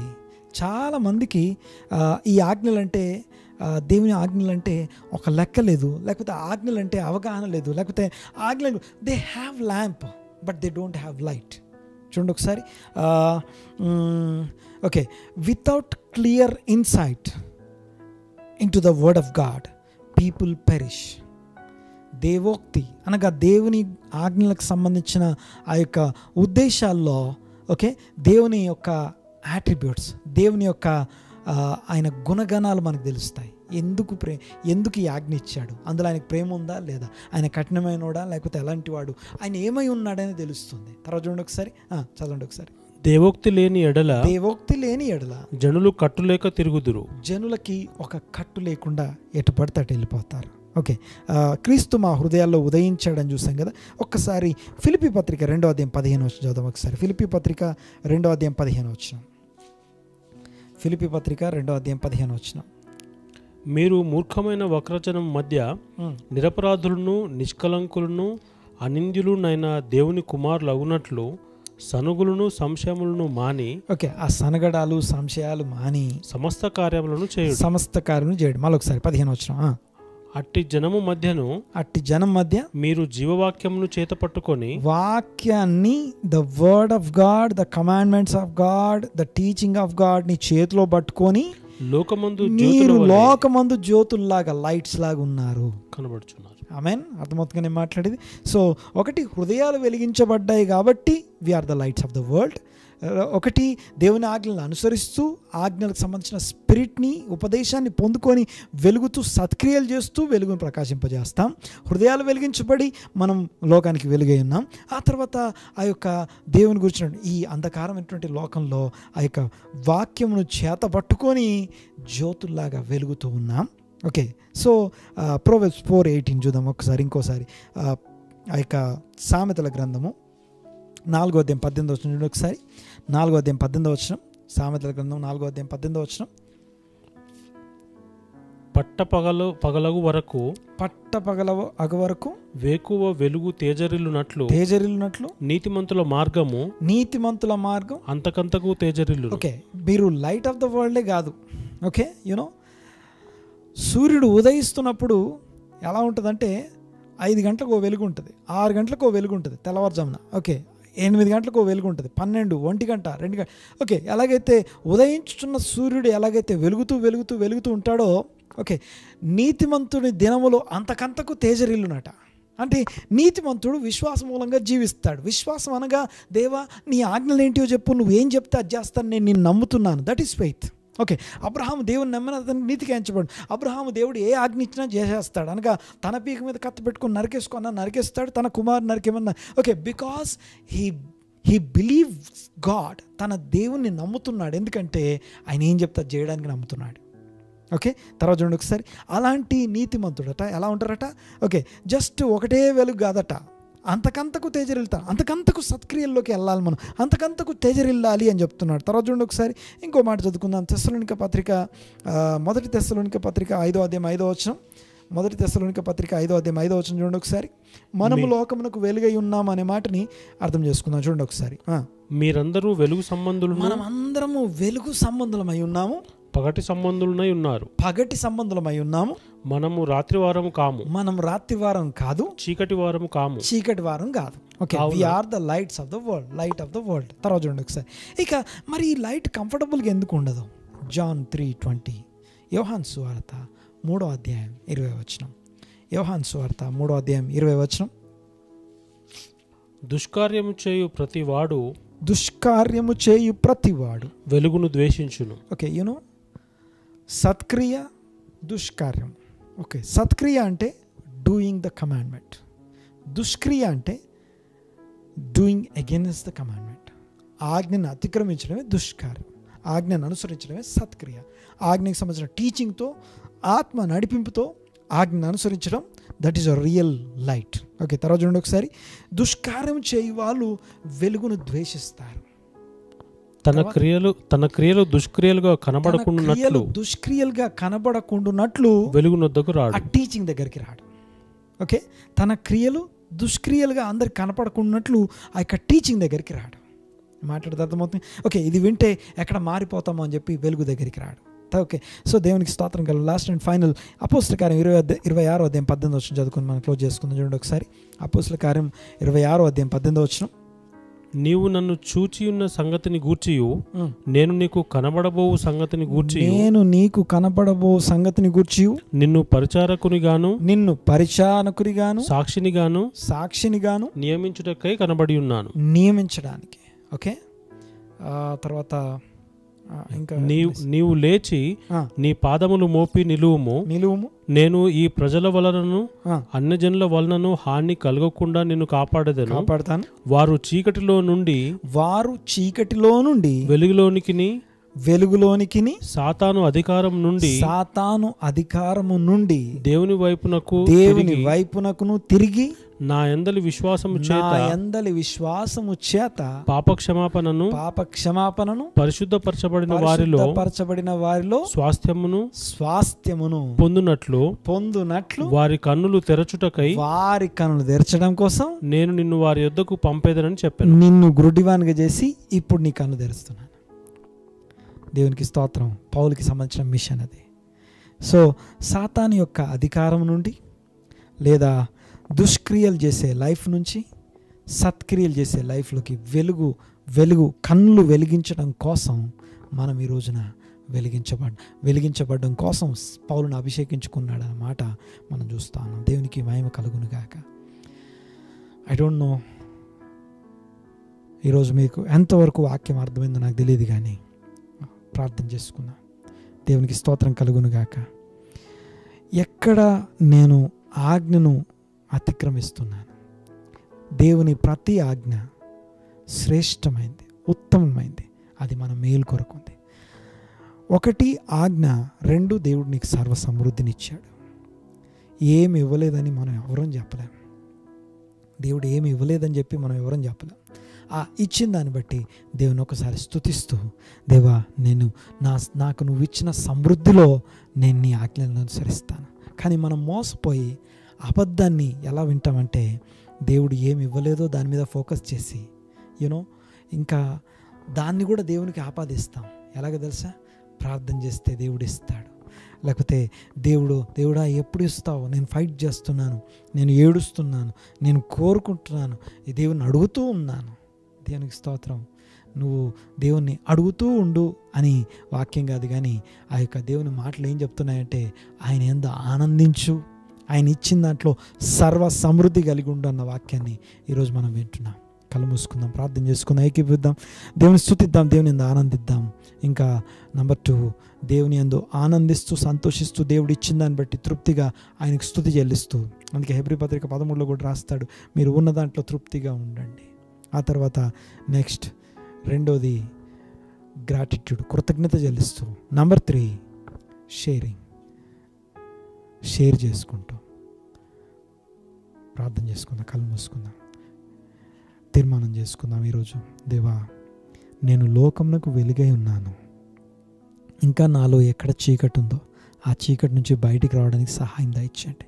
ఇంకెక్కడ నీ ఆజ్ఞలకు సంబంధించినటువంటి అవగాహన నాకు కావాలో నాకు బోధపరచండి నాయన. స్తోత్రం నాయన, మీకే వందనాలు స్తుతులు చెల్లిస్తున్నాం. పరలోకమందు ఉన్నటువంటి మా ప్రియ తండ్రి, వందనాలు.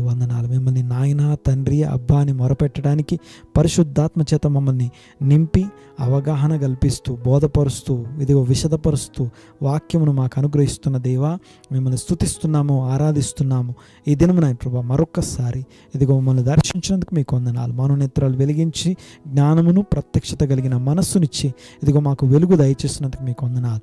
ఇదిగో వెలుగై ఉన్న ఇదిగో మీ యొక్క వాక్య ఉపదేశము చేతను ఇదిగో దీపమైనటువంటి ఆజ్ఞల యొక్క సారాంశాన్ని మాకు బోధపరుస్తున్నందుకు మీకు వందనాలు, స్తుతులు, స్తోత్రం చెల్లిస్తున్నాం. నాతో పాటు ఏకీపించిన ప్రతి కుటుంబం, ఇదిగో ప్రతి వ్యక్తిని ఈ సమయంలో మీ సన్నిధిలో ప్రతిష్ఠిస్తూ, మీ సన్నిధిలో మీ వాక్యంను బట్టి మీ బిడ్డలను పరిశుద్ధాత్మకు అప్పగిస్తూ, దేవా ఇదిగో ఇక నుండి వారి జీవితాల్లో గొప్ప మార్పు, ఎవరెవరైతే తమ మనస్సులు స్థిరపరచుకొని మారు మనస్సు ఇదిగో ఎక్కడైతే ఇదిగో ఏ విషయాల్లో అయితే ఈరోజు తీర్మానంకి వచ్చారో, ఇదిగో మారు మనసు పొందారో వారందరి పక్షంగా విజ్ఞాపన చేస్తున్నాను. గొప్ప కార్యాలు జరిగించండి, మీ ఘన కార్యాలు జరిగించండి.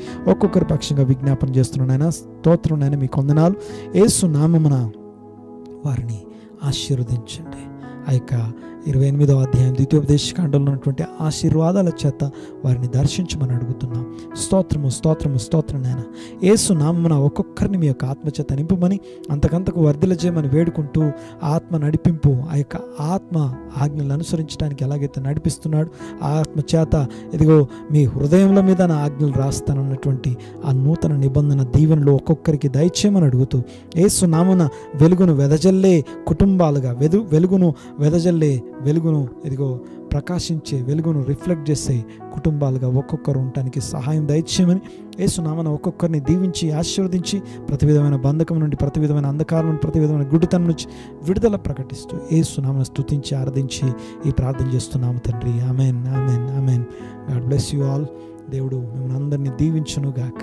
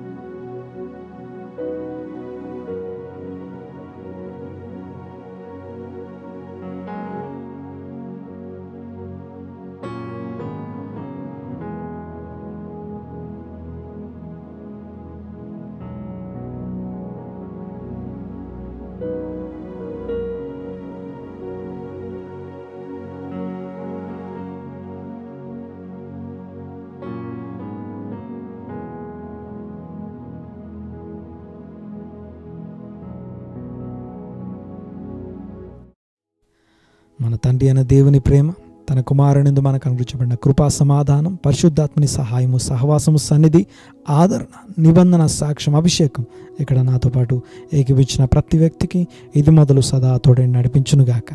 Amen, amen, amen. God bless you.